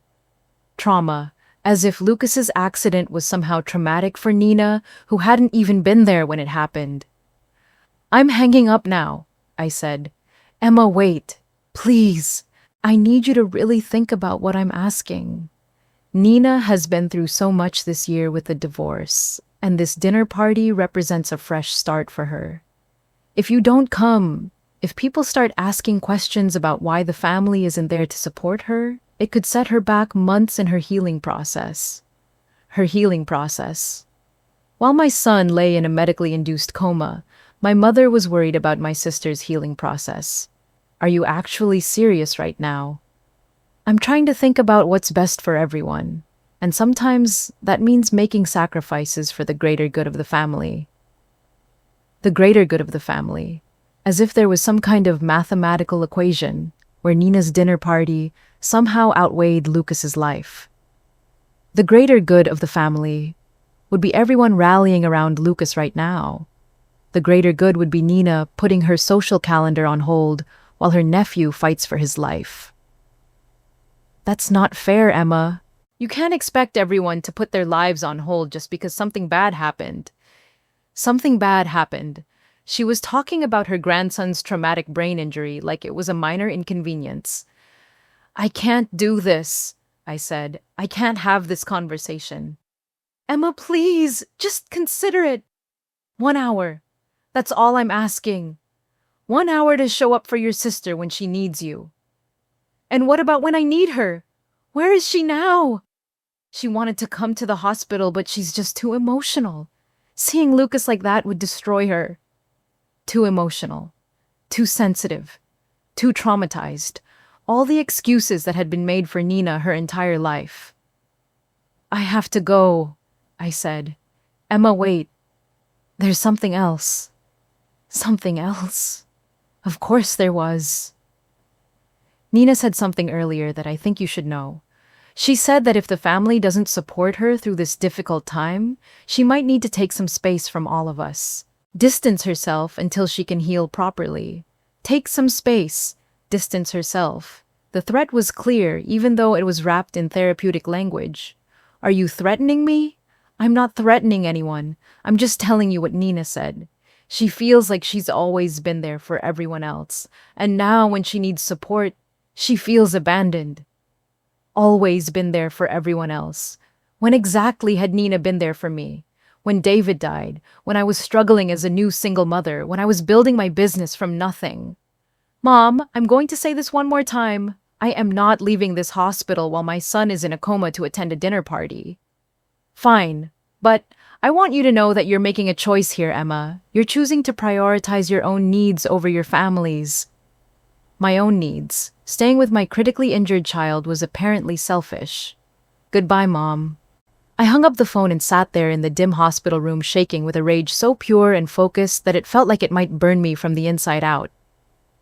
Lucas lay motionless in his bed surrounded by machines that were keeping him alive, and my mother had just spent 20 minutes trying to convince me to abandon him for a social obligation. I looked at my son's face, so small and pale against the white hospital pillow, and felt something fundamental shift inside me. Some final thread that had been holding me to the idea of family loyalty, family obligation, family unity. That thread snapped. My phone buzzed with a text message.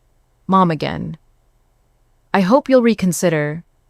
Nina really needs you right now. Sometimes being a good sister means making sacrifices.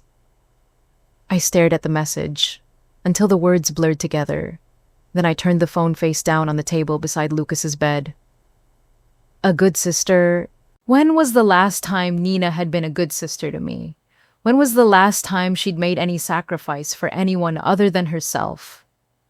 I thought about all the times I'd rearranged my schedule for Nina's convenience.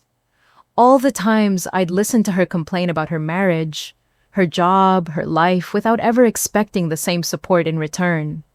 All the times I'd been told to be understanding, to be accommodating, to be the bigger person. And now, when my child was fighting for his life, I was being asked to do it again. The door to Lucas's room opened quietly, and I looked up expecting to see a nurse. Instead, Zoe slipped inside carrying 2 cups of coffee from the hospital vending machine.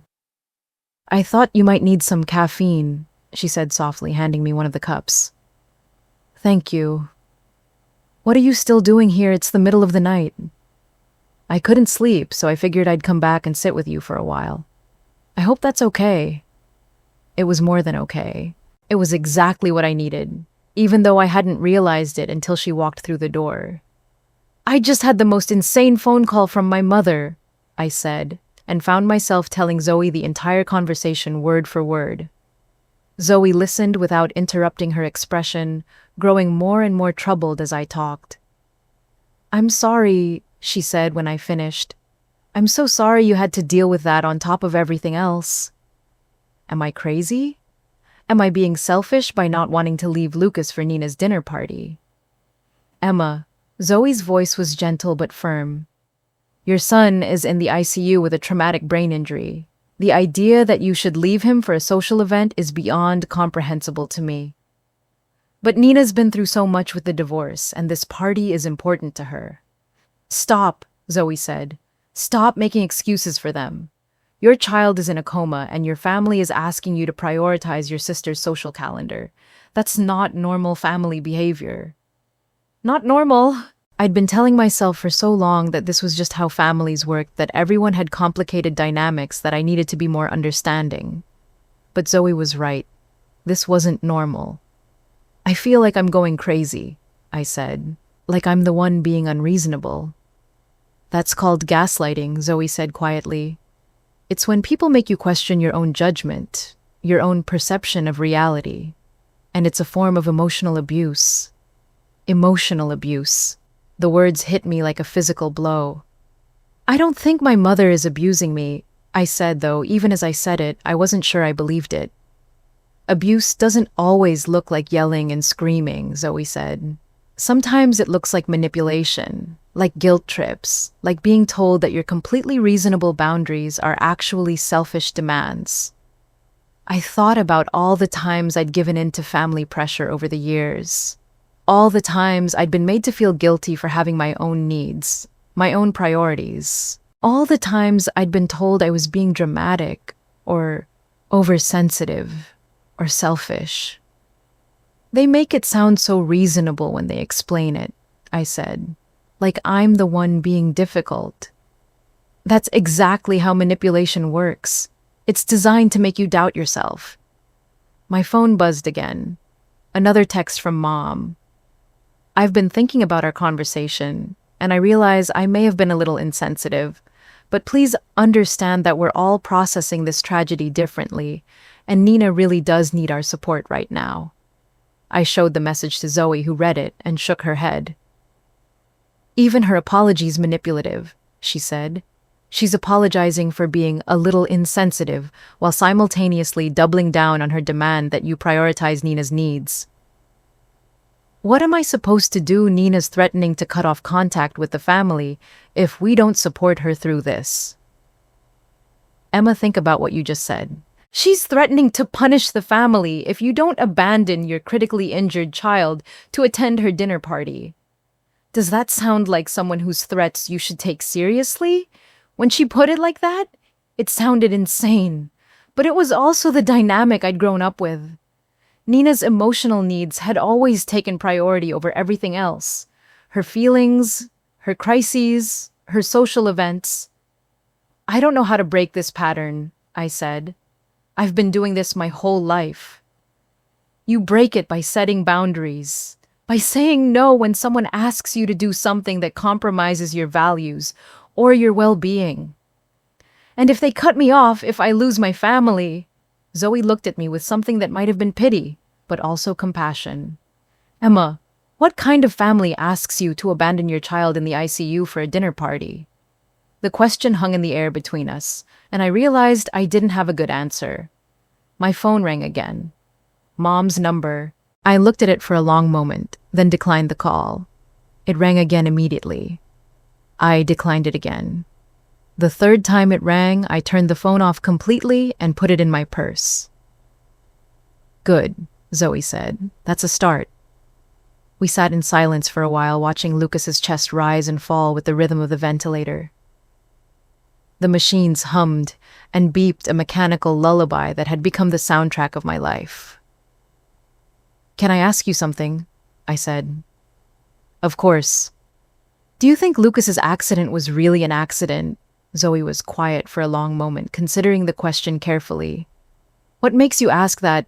I keep thinking about my mother's story, about how it happened, and there are things that don't add up. Like what? Like why Lucas was at our house in the first place. I never agreed to that play date with Nina, and Lucas is so careful on stairs. He's never fallen downstairs before. Those are valid concerns. But then I think maybe I'm just looking for someone to blame because I can't accept that this was a random accident. Emma, you're a mother whose child has been seriously injured. It's completely natural to want answers, to want to understand exactly what happened. The police took a report, but they said it was clearly an accidental fall, case closed. Did they interview your mother extensively? Did they examine the scene thoroughly? I don't know, I was so focused on getting to the hospital, I didn't think to ask for details. Zoe nodded thoughtfully. It might be worth following up on that. Not because you don't trust the police, but because you deserve to have all the information about what happened to your son. My phone, which I'd forgotten I'd turned back on, buzzed with yet another message. This time it was from Nina herself. Emma, I heard about the misunderstanding with Mom. I want you to know that I completely understand if you can't make it to dinner tomorrow. Lucas is the priority right now. Please don't feel any pressure from the family. We all just want what's best for everyone. I stared at the message, reading it 3 times before I understood what I was seeing. Nina was backing down. After all of Mom's manipulation and guilt trips and threats about Nina cutting off the family, Nina herself was saying she understood if I couldn't come. which meant either Mom had been lying about Nina's reaction, or Nina was now realizing how insane it sounded to expect me to leave the hospital for a dinner party. Either way, it confirmed what I'd suspected.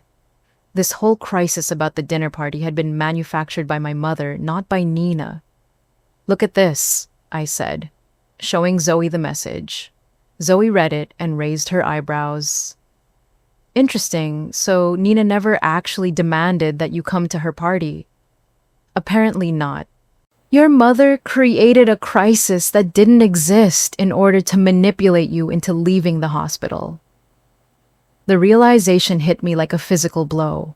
Mom had lied. She'd invented Nina's desperation, Nina's threats, Nina's emotional fragility, all to try to get me to abandon Lucas. But why? Why would she want me away from the hospital? "I need to ask you something," I said to Zoe, "and I need you to be completely honest with me." "Okay." As a child psychologist, as someone who's seen cases of child abuse, do you think it's possible that Lucas's fall wasn't an accident? Zoe was quiet for a long time, looking at Lucas's sleeping face, at the bandages around his head, at the machines monitoring his every breath. "I think," she said finally, "that you should trust your instincts, and I think you should ask more questions about what really happened in that house." Outside the hospital window, Seattle was beginning to wake up. The sky was turning from black to gray, and I could see the early morning traffic starting to build on the streets below. In a few hours, Nina would be hosting her dinner party.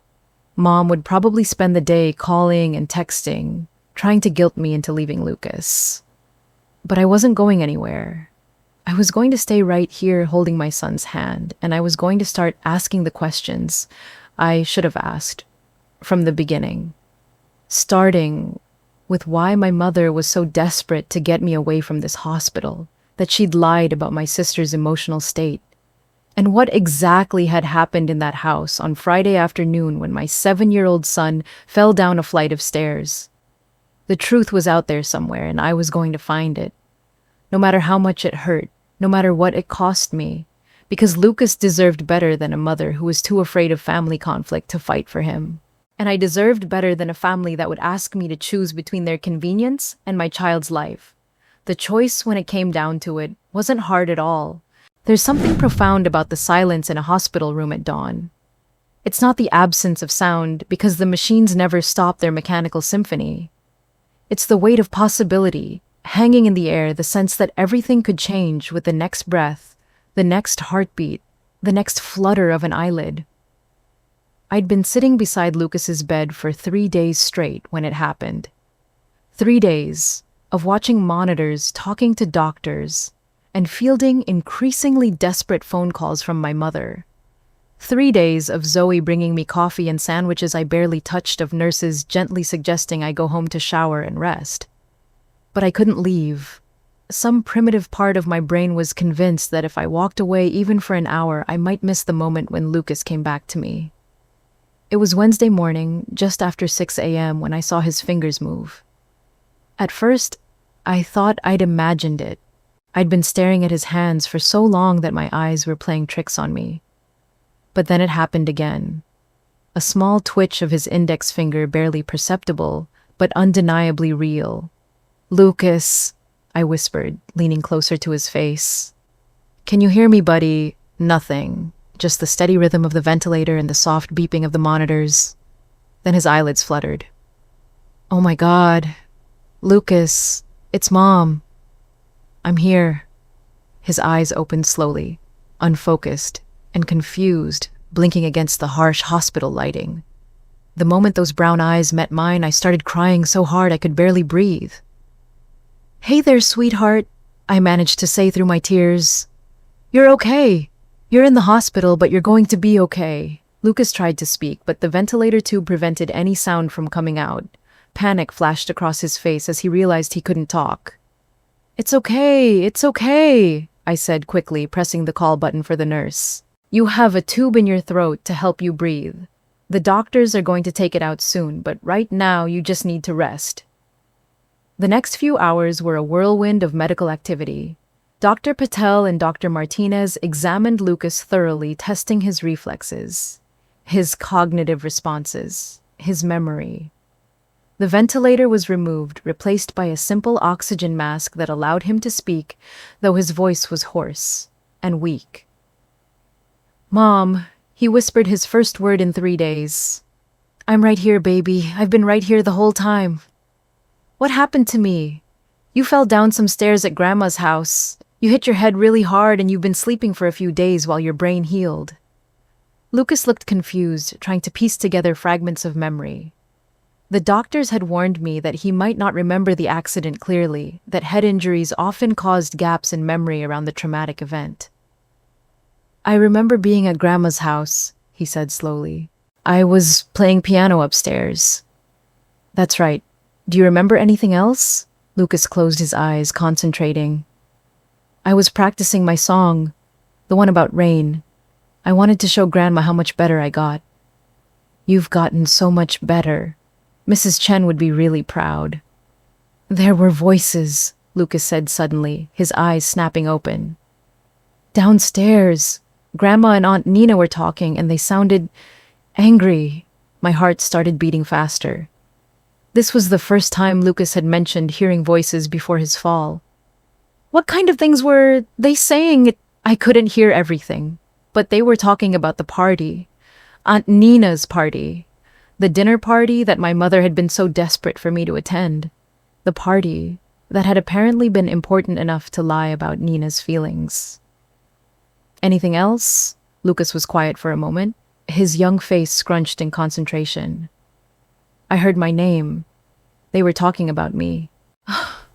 "What were they saying about you?" "Aunt Nina said something about how I was always in the way.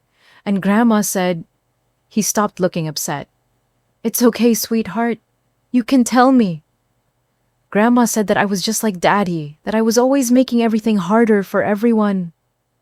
The words hit me like a physical blow. David had never made anything harder for anyone. He'd been kind and patient and generous, the kind of person who went out of his way to make other people's lives easier. "They said other things too," Lucas continued, his voice getting smaller, "about how you always put me first and how that wasn't fair to the rest of the family." I felt sick. My mother and sister had been discussing my parenting choices while my 7-year-old son was upstairs, able to hear every cruel word. "What happened next?" I asked gently. "I wanted to tell them to stop saying mean things about you and Daddy, so I started to go downstairs to talk to them." "And that's when you fell?" Lucas was quiet for a long moment, his face troubled. "I don't think I fell, Mom." "What do you mean?" "I mean, I was being really careful on the stairs because I knew they were talking about grown-up things and I didn't want them to hear me coming. I was holding on to the railing really tight. But something happened. The railing, it felt weird, like it was loose or something. And then it just broke, and I fell." The railing broke. Lucas hadn't simply lost his footing or been careless. The railing had failed. "Are you sure about that, buddy?" "I think so. It happened really fast. But I remember thinking that the railing felt wobbly, and then I was falling. I needed to call the police. I needed to have someone examine that staircase. But first, I needed to make sure Lucas was okay." "How are you feeling right now? Does your head hurt?" "A little. But Mom, I'm glad I heard what they said." "Why?" "Because now I know why you always look sad after we visit Grandma's house, and why you didn't want me to play piano at Aunt Nina's party." My 7-year-old son had figured out in 3 days what it had taken me years to understand, that my family's treatment of us wasn't normal, wasn't acceptable, and wasn't something we had to endure. Dr. Patel appeared in the doorway, smiling broadly. "I hear our patient is awake and talking. How are you feeling, Lucas?" "Okay, I guess, tired." "That's completely normal. Your brain has been working very hard to heal itself. Emma, could I speak with you for a moment?" I followed Dr. Patel into the hallway, leaving Lucas with one of the nurses who was checking his monitors. "The good news is that Lucas appears to have escaped any serious cognitive damage," she said. His speech is clear, his memory seems intact, and his motor functions are responding normally. And the bad news? There's no bad news exactly. But I want to keep him for observation for another few days. Head injuries can be unpredictable, and I want to make sure there are no complications. Of course, whatever he needs. Emma, can I ask you something? Lucas mentioned that he remembers hearing voices before his fall. Sometimes children who've experienced trauma create false memories as a way of processing what happened to them. You think he's making it up? Not intentionally. But the mind has ways of protecting itself, especially in children. It's possible that he's constructed a narrative that makes sense to him, even if it's not entirely accurate. I understood what Dr. Patel was trying to tell me. She was suggesting that Lucas's memories might not be reliable, that his story about the broken railing and the overheard conversation might be his way of making sense of a traumatic accident. But something in my gut told me he was telling the truth. I'd like to have someone examine the staircase where Lucas fell, I said. That's certainly you're right, though I should warn you that sometimes searching for explanations can make it harder to focus on recovery. I knew she meant well, but Dr. Patel didn't understand the dynamics of my family. She didn't know about the phone calls pressuring me to leave the hospital, or the manufactured crisis about Nina's dinner party, or the years of manipulation disguised as family loyalty. When I returned to Lucas's room, Zoe was there, sitting in the chair I'd barely left for 3 days. I hope it's okay that I came by, she said. I wanted to see how Lucas was doing.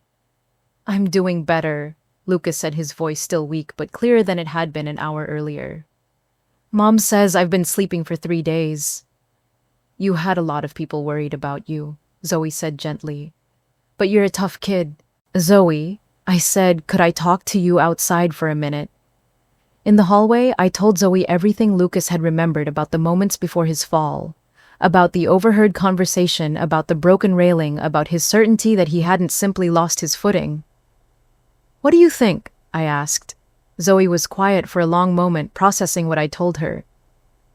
Children Lucas's age are generally very reliable reporters of their experiences, she said finally, especially when those experiences are traumatic.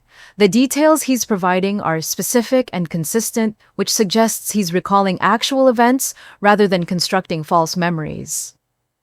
So you believe him? I believe he's telling you what he remembers, and his memories are concerning enough that I think you should have them investigated. That afternoon, I called the Seattle Police Department and asked to speak with the officer who had taken the report about Lucas's accident. Detective Maria Ramirez returned my call within an hour. Ms. Patterson, I remember your son's case. How is he doing? He's awake and talking, thank God. But Detective Ramirez, he's told me some things about the accident that I think you should know. I explained Lucas's account of the broken railing, of the overheard conversation, of his certainty that his fall hadn't been due to his own carelessness. Those are serious allegations, Detective Ramirez said when I finished. Are you suggesting that your son's fall might not have been accidental? I'm not sure what I'm suggesting. I just know that my son is telling me the railing broke, and I think someone should examine it. I can arrange to have our crime scene team take another look at the staircase. But, Miss Patterson, I want to prepare you for the possibility that we might not find anything conclusive.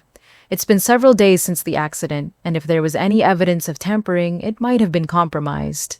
I understand, but I need to know that every possibility has been investigated. Of course, I'll be in touch. Detective Ramirez called me back the next day with news that changed everything. Ms. Patterson, we've completed our examination of the staircase at your mother's house. I need to ask you to come down to the station for a formal interview. Did you find something? I'd prefer to discuss this in person. Can you be here this afternoon? I arranged for Zoe to stay with Lucas while I met with Detective Ramirez. The police station was busy and impersonal, but Detective Ramirez's office felt safe somehow, like a place where truth mattered more than family loyalty or social appearances. We found evidence that the stair railing had been deliberately loosened, she said without preamble. Several of the screws holding the railing to the wall had been partially removed, Not enough to make the railing obviously unstable, but enough that it would fail under the weight of someone leaning on it. I felt the blood drain from my face. Someone sabotaged the railing. That's what the evidence suggests. The screws show tool marks that are inconsistent with normal wear and tear. Someone used a screwdriver to loosen them. But why would someone do that? That's what we need to find out. I'm going to need to interview your mother and your sister about what happened that day. And I'm going to need to ask you some difficult questions about your family dynamics. The next few hours felt like a nightmare. Detective Ramirez asked me about my relationship with my mother and sister, about any conflicts or tensions in the family, about whether I thought either of them would have reason to hurt Lucas. I told her about the pressure to attend Nina's dinner party, about the manufactured crisis, about the years of manipulation and guilt trips. I told her about how my mother had lied about Nina's emotional state, about how she'd tried to get me to leave the hospital when Lucas was fighting for his life. But I still can't believe they would deliberately hurt him, I said. I mean, he's just a child. He's their grandson, their nephew. Ms. Patterson, in my experience, family members who are willing to manipulate and lie are often willing to escalate their behavior when they feel threatened or desperate. Threatened by what? Maybe they saw Lucas as an obstacle to something they wanted. Maybe they thought that if he was injured, you'd be more vulnerable to their manipulation. Or maybe they didn't intend for him to be hurt as badly as he was. The idea that my mother and sister might have deliberately endangered Lucas was almost too horrible to contemplate. But as I sat in that police station thinking about the phone call at 2 a.m, about the lies about Nina's emotional state, about the years of manipulation and guilt trips, I realized it wasn't as unthinkable as I wanted it to be. What happens now? I asked. Now we interview your mother and sister, and we investigate whether there's enough evidence to file charges. 2 days later, Detective Ramirez called me with an update that sent shockwaves through my entire understanding of my family. Your neighbor, Zoe Martin, contacted us, she said. She says she has information relevant to the case. What kind of information? She was walking by your mother's house on the afternoon of Lucas's accident. She heard raised voices coming from inside, and she was concerned enough to stop and listen for a few minutes. My heart started racing. What did she hear?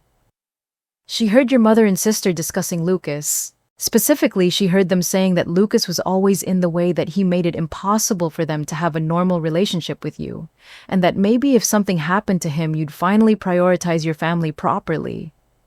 I felt sick. They were talking about hurting him. Ms. Martin says she heard your sister say something about how accidents happen all the time, and your mother responding that sometimes accidents need a little help. Sometimes accidents need a little help. The words echoed in my head, making me physically nauseated. Ms. Martin says she was so disturbed by what she heard that she almost called the police right then. But then she heard the ambulance sirens a few minutes later and realized that whatever they'd been planning had already happened. She heard them planning this. It appears so. We've scheduled formal interviews with both your mother and sister for tomorrow morning, and Ms. Martin has agreed to testify about what she overheard. That night, I sat beside Lucas's hospital bed, watching him sleep peacefully for the first time in days. His color was better, his breathing was steady, and the doctors were optimistic about his full recovery. But I couldn't stop thinking about what Detective Ramirez had told me. My mother and sister had deliberately loosened that railing. They had planned for Lucas to get hurt.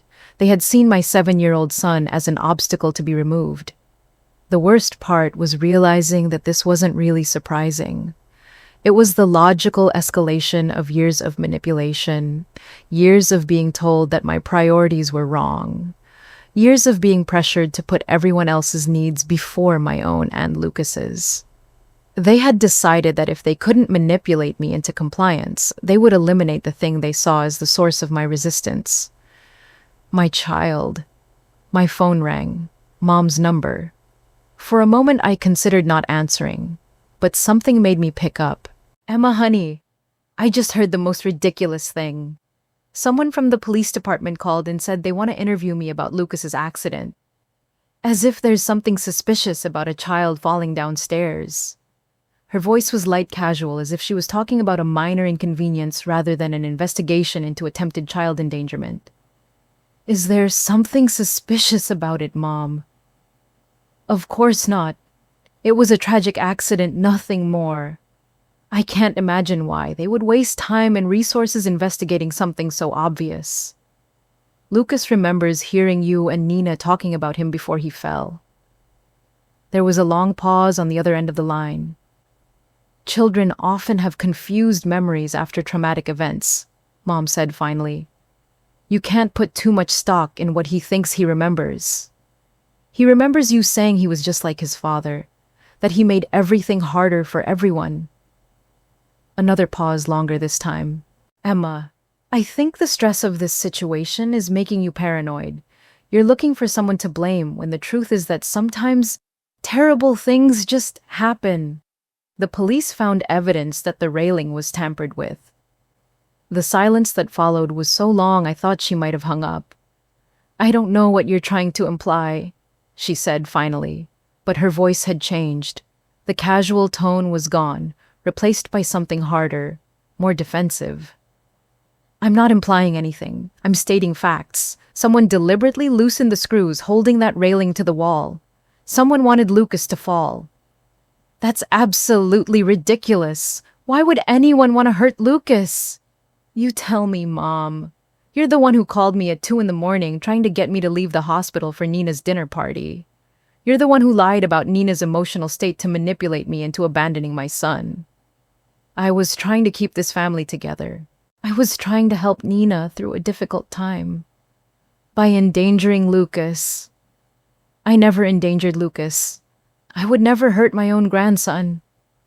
But even as she said it, I could hear the lie in her voice. The same tone she'd used when she told me Nina was threatening to cut off the family, the same calculated manipulation, disguised as concern. Mom, I said quietly, I want you to know that no matter what happens with the police investigation, you and Nina are no longer welcome in Lucas's life. Or mine. Emma, you can't be serious. We're family. No, I said. Family doesn't deliberately hurt children. Family doesn't manipulate and lie and endanger the people they're supposed to love. You're making a terrible mistake. You're going to regret cutting us out of your life. The only thing I regret is that it took me this long to realize what you really are. I hung up the phone and turned it off, then sat there in the quiet hospital room, feeling something I hadn't felt in years. Peace. For the first time since David died, I felt like I was making decisions based on what was right, rather than what was expected. I was protecting my son instead of trying to maintain family harmony. I was choosing love over loyalty, truth over convenience. Lucas stirred in his sleep, and I reached over to smooth his hair back from his forehead.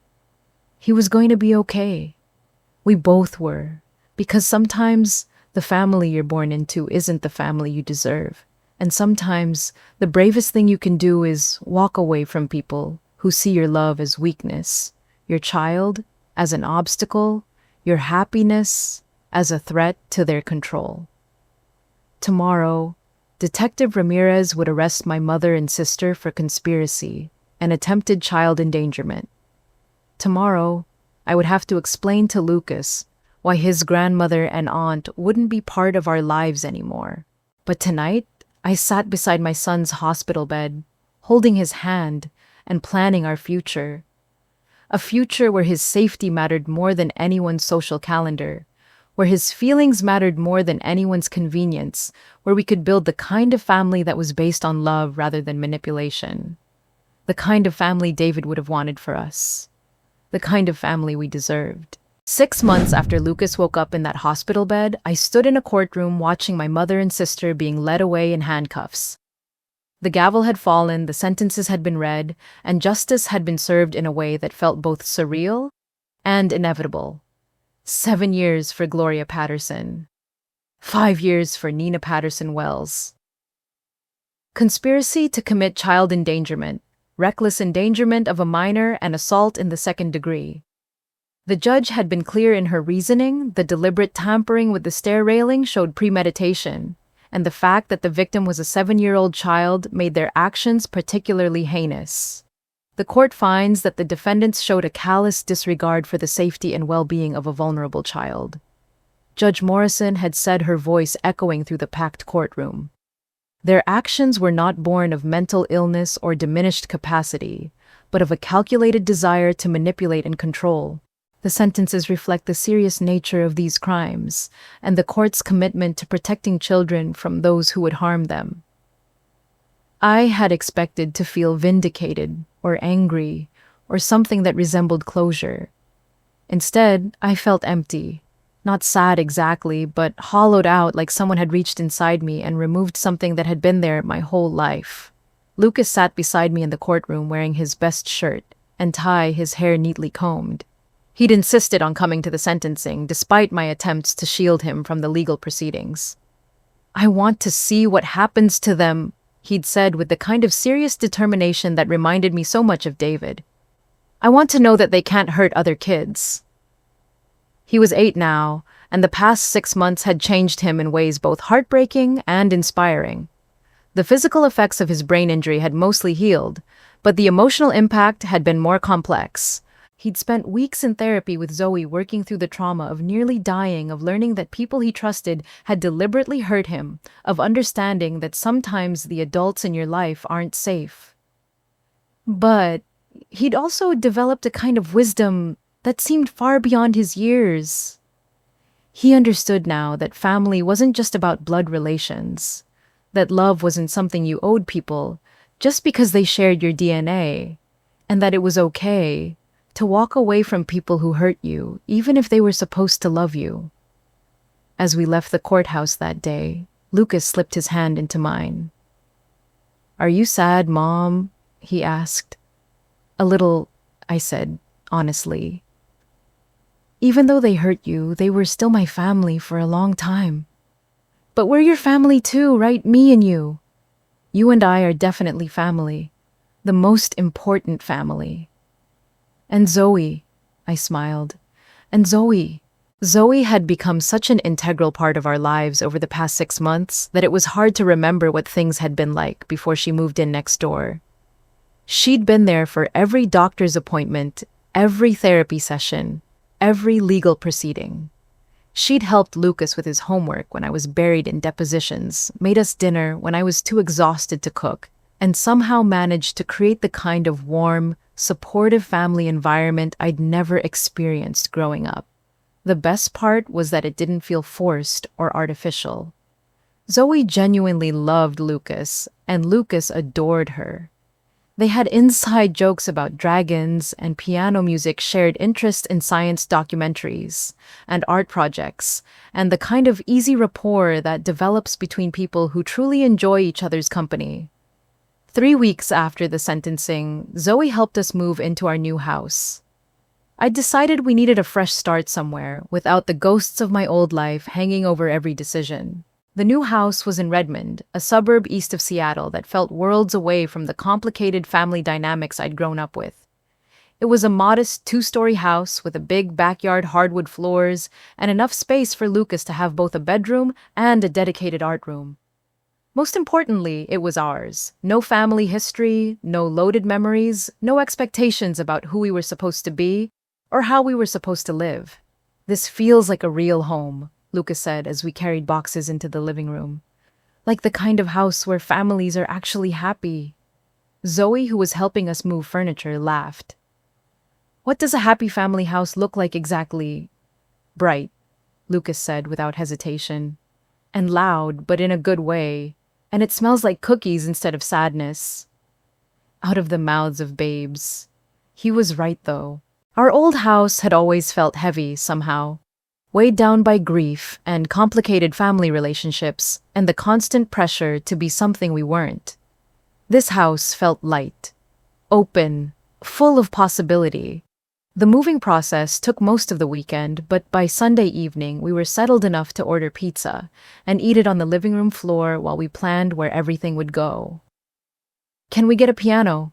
Lucas asked as we discussed the layout of the main room. "Do you want to keep taking lessons?" "Yeah, but maybe I can find a new teacher." someone who doesn't know about everything that happened. Mrs. Chen had been wonderful during Lucas's recovery, but I understood his desire for a fresh start.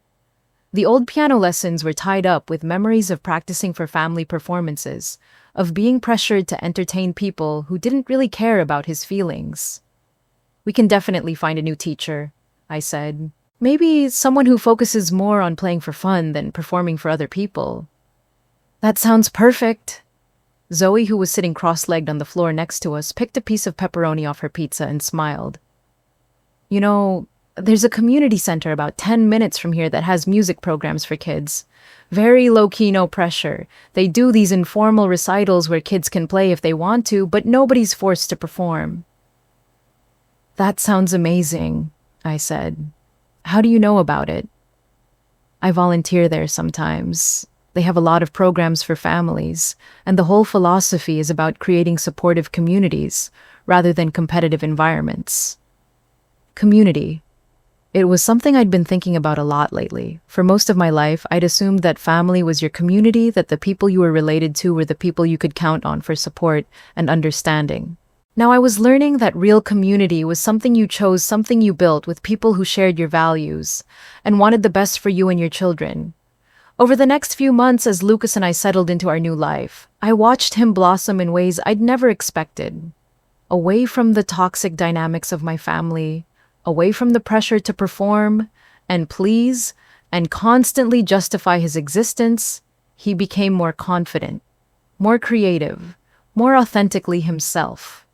He started taking piano lessons with a teacher named Mr. Kim, who encouraged students to explore different types of music and find their own style rather than just learning classical pieces by rote. Lucas discovered that he loved jazz and blues music that told stories and allowed for improvisation and personal expression. He made friends at his new school kids who accepted him for who he was, rather than expecting him to be someone else's idea of the perfect child. He joined the art club, and the chess club started playing soccer in a recreational league, and generally threw himself into childhood with the kind of enthusiasm that had been muted during those years when he'd been walking on eggshells around family gatherings. Most importantly, he seemed happy, genuinely, sustainably happy in a way that had nothing to do with other people's approval or expectations. I was changing too. Running my architecture firm became easier when I wasn't constantly juggling family crises and guilt trips. I took on projects that excited me, rather than just ones that paid well. I started saying no to clients who were difficult or unreasonable, something I'd never felt confident enough to do before.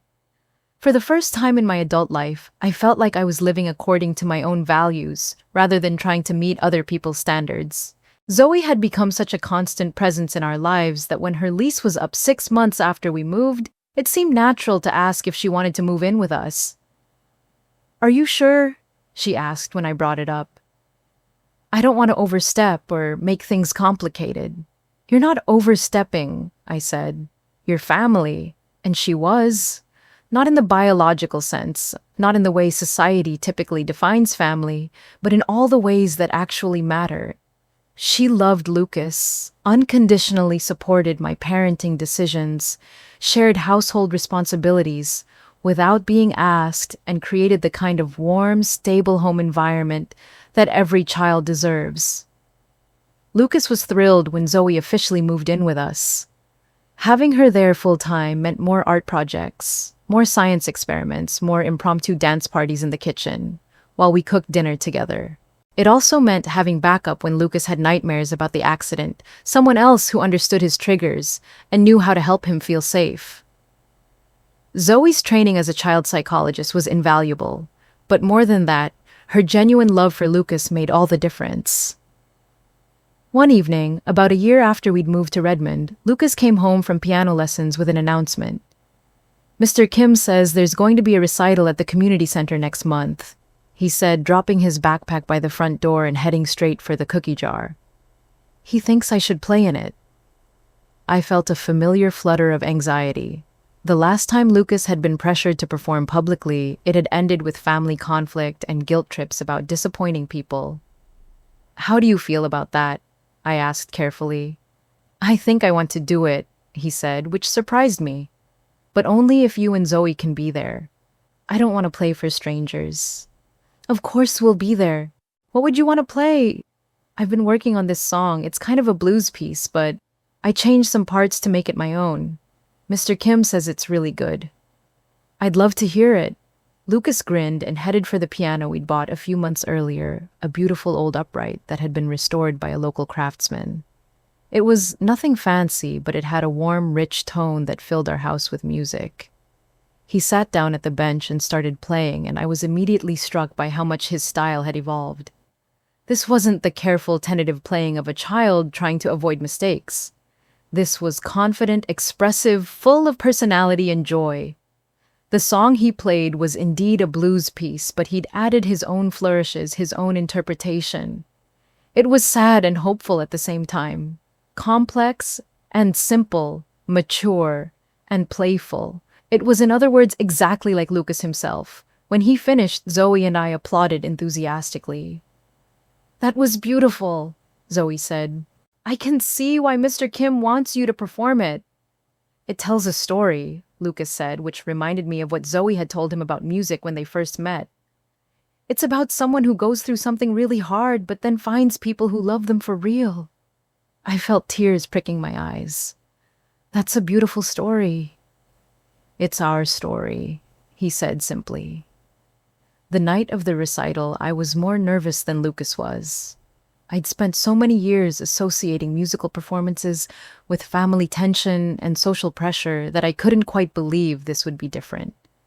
But as soon as we walked into the community center, I could feel the difference. Instead of formal evening wear and rigid seating arrangements, families were dressed casually and sitting wherever they felt comfortable. Instead of a silent, intimidating audience, there was warm chatter and genuine enthusiasm for the young performers.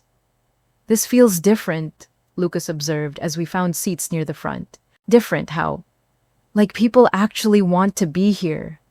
Like they're excited to hear kids play music instead of just checking it off their list of things they have to do." He was right. The entire atmosphere was supportive and celebratory rather than judgmental and competitive. When kids made mistakes, the audience smiled encouragingly rather than wincing in embarrassment. When performances were particularly good, people cheered genuinely rather than offering polite applause. Lucas was scheduled to play fifth after a 10-year-old violinist and before a teenage girl who sang country music. When his name was called, he walked to the piano with confidence, adjusted the bench to the right height, and looked out at the audience with a smile. "This song is called Finding Home," he said into the small microphone that had been set up next to the piano. "I wrote some of it myself, and it's about my mom and my friend Zoe and how sometimes your real family isn't the one you're born with." And then he played. I'd heard the song dozens of times over the past few weeks, but hearing it in that room, surrounded by people who were genuinely invested in these children's success and happiness, was completely different. Lucas played with confidence and joy, his small hands moving across the keys with the kind of musicality that can't be taught, only nurtured. The melody was complex, but accessible, technically challenging, but emotionally direct. Most importantly, he was clearly having fun. This wasn't a performance born of obligation or pressure. This was a child sharing something he loved with people who appreciated it. When he finished, the applause was thunderous. Not polite, not restrained, but genuinely enthusiastic. I looked around and saw parents and children beaming, saw other young musicians listening intently, saw a community of people who understood that this was about more than music. This was about giving children the space to be themselves, to express their creativity, to take risks, and be supported regardless of the outcome. Lucas took a small bow and walked back to where Zoe and I were sitting, his face glowing with pride and satisfaction. "How did I do?" he asked, though it was clear from his expression that he already knew. "You were perfect," I said, pulling him into a hug. "Absolutely perfect." "I wasn't nervous at all," he said, settling into the seat between Zoe and me. "I knew you guys would love it no matter what." That simple statement encapsulated everything that had changed in our lives over the past year and a half. Lucas knew with absolute certainty that he was loved unconditionally. Not for his performance, not for his ability to meet other people's expectations, but for exactly who he was. It was the kind of security I'd never felt as a child, the kind of foundation that David and I had dreamed of providing for our son before tragedy changed our plans. But we'd found a way to build it anyway. Lucas and Zoe and I creating our own version of family that was based on love and support rather than obligation and guilt. After the recital, we went out for ice cream with several other families from the community center. Lucas immediately connected with the kids his age, comparing notes about their performances and making plans for future musical collaborations. I found myself talking with other parents about the challenges of raising children in a world that often seems designed to crush their spirits, about the importance of finding communities that support rather than compete, about the ongoing work of healing from your own childhood while trying to give your kids something better. "You're so lucky to have such a supportive extended family," one mother said, nodding toward Zoe, who was helping Lucas and his new friends plan an impromptu musical performance with spoons and water glasses. "We really are," I said, and I meant it. Later that night, after Lucas had gone to bed, Zoe and I sat in the living room with glasses of wine, reflecting on the evening. "He was incredible tonight," Zoe said. "Not just his playing, but his confidence, his joy. He's come so far." "We all have," I said. "A year and a half ago, I never could have imagined this life." "What do you mean?" "I mean this feeling of peace, of knowing that we're exactly where we're supposed to be with exactly the people we're supposed to be with." Zoe smiled. "It's funny how the word family can mean so many different things. For most of my life, I thought family was just something that happened to you, something you were stuck with whether it worked or not. And now I think family is something you create. It's about choosing people who see the best in you, who support your growth, who love you, not despite your flaws, but including them. It's about people who would never ask you to choose between them and your child's safety," I added. "Exactly." We sat in comfortable silence for a while, listening to the sounds of our neighborhood settling into evening. Somewhere down the street, a dog was barking. A car drove by with music playing softly from its windows. The ordinary sounds of people living their lives, building their own versions of home and family and community. "Can I tell you something?" I said. "Of course. Sometimes I feel guilty about how happy we are. Like I should be more traumatized by everything that happened, more damaged by the betrayal." "Why do you think you feel that way?"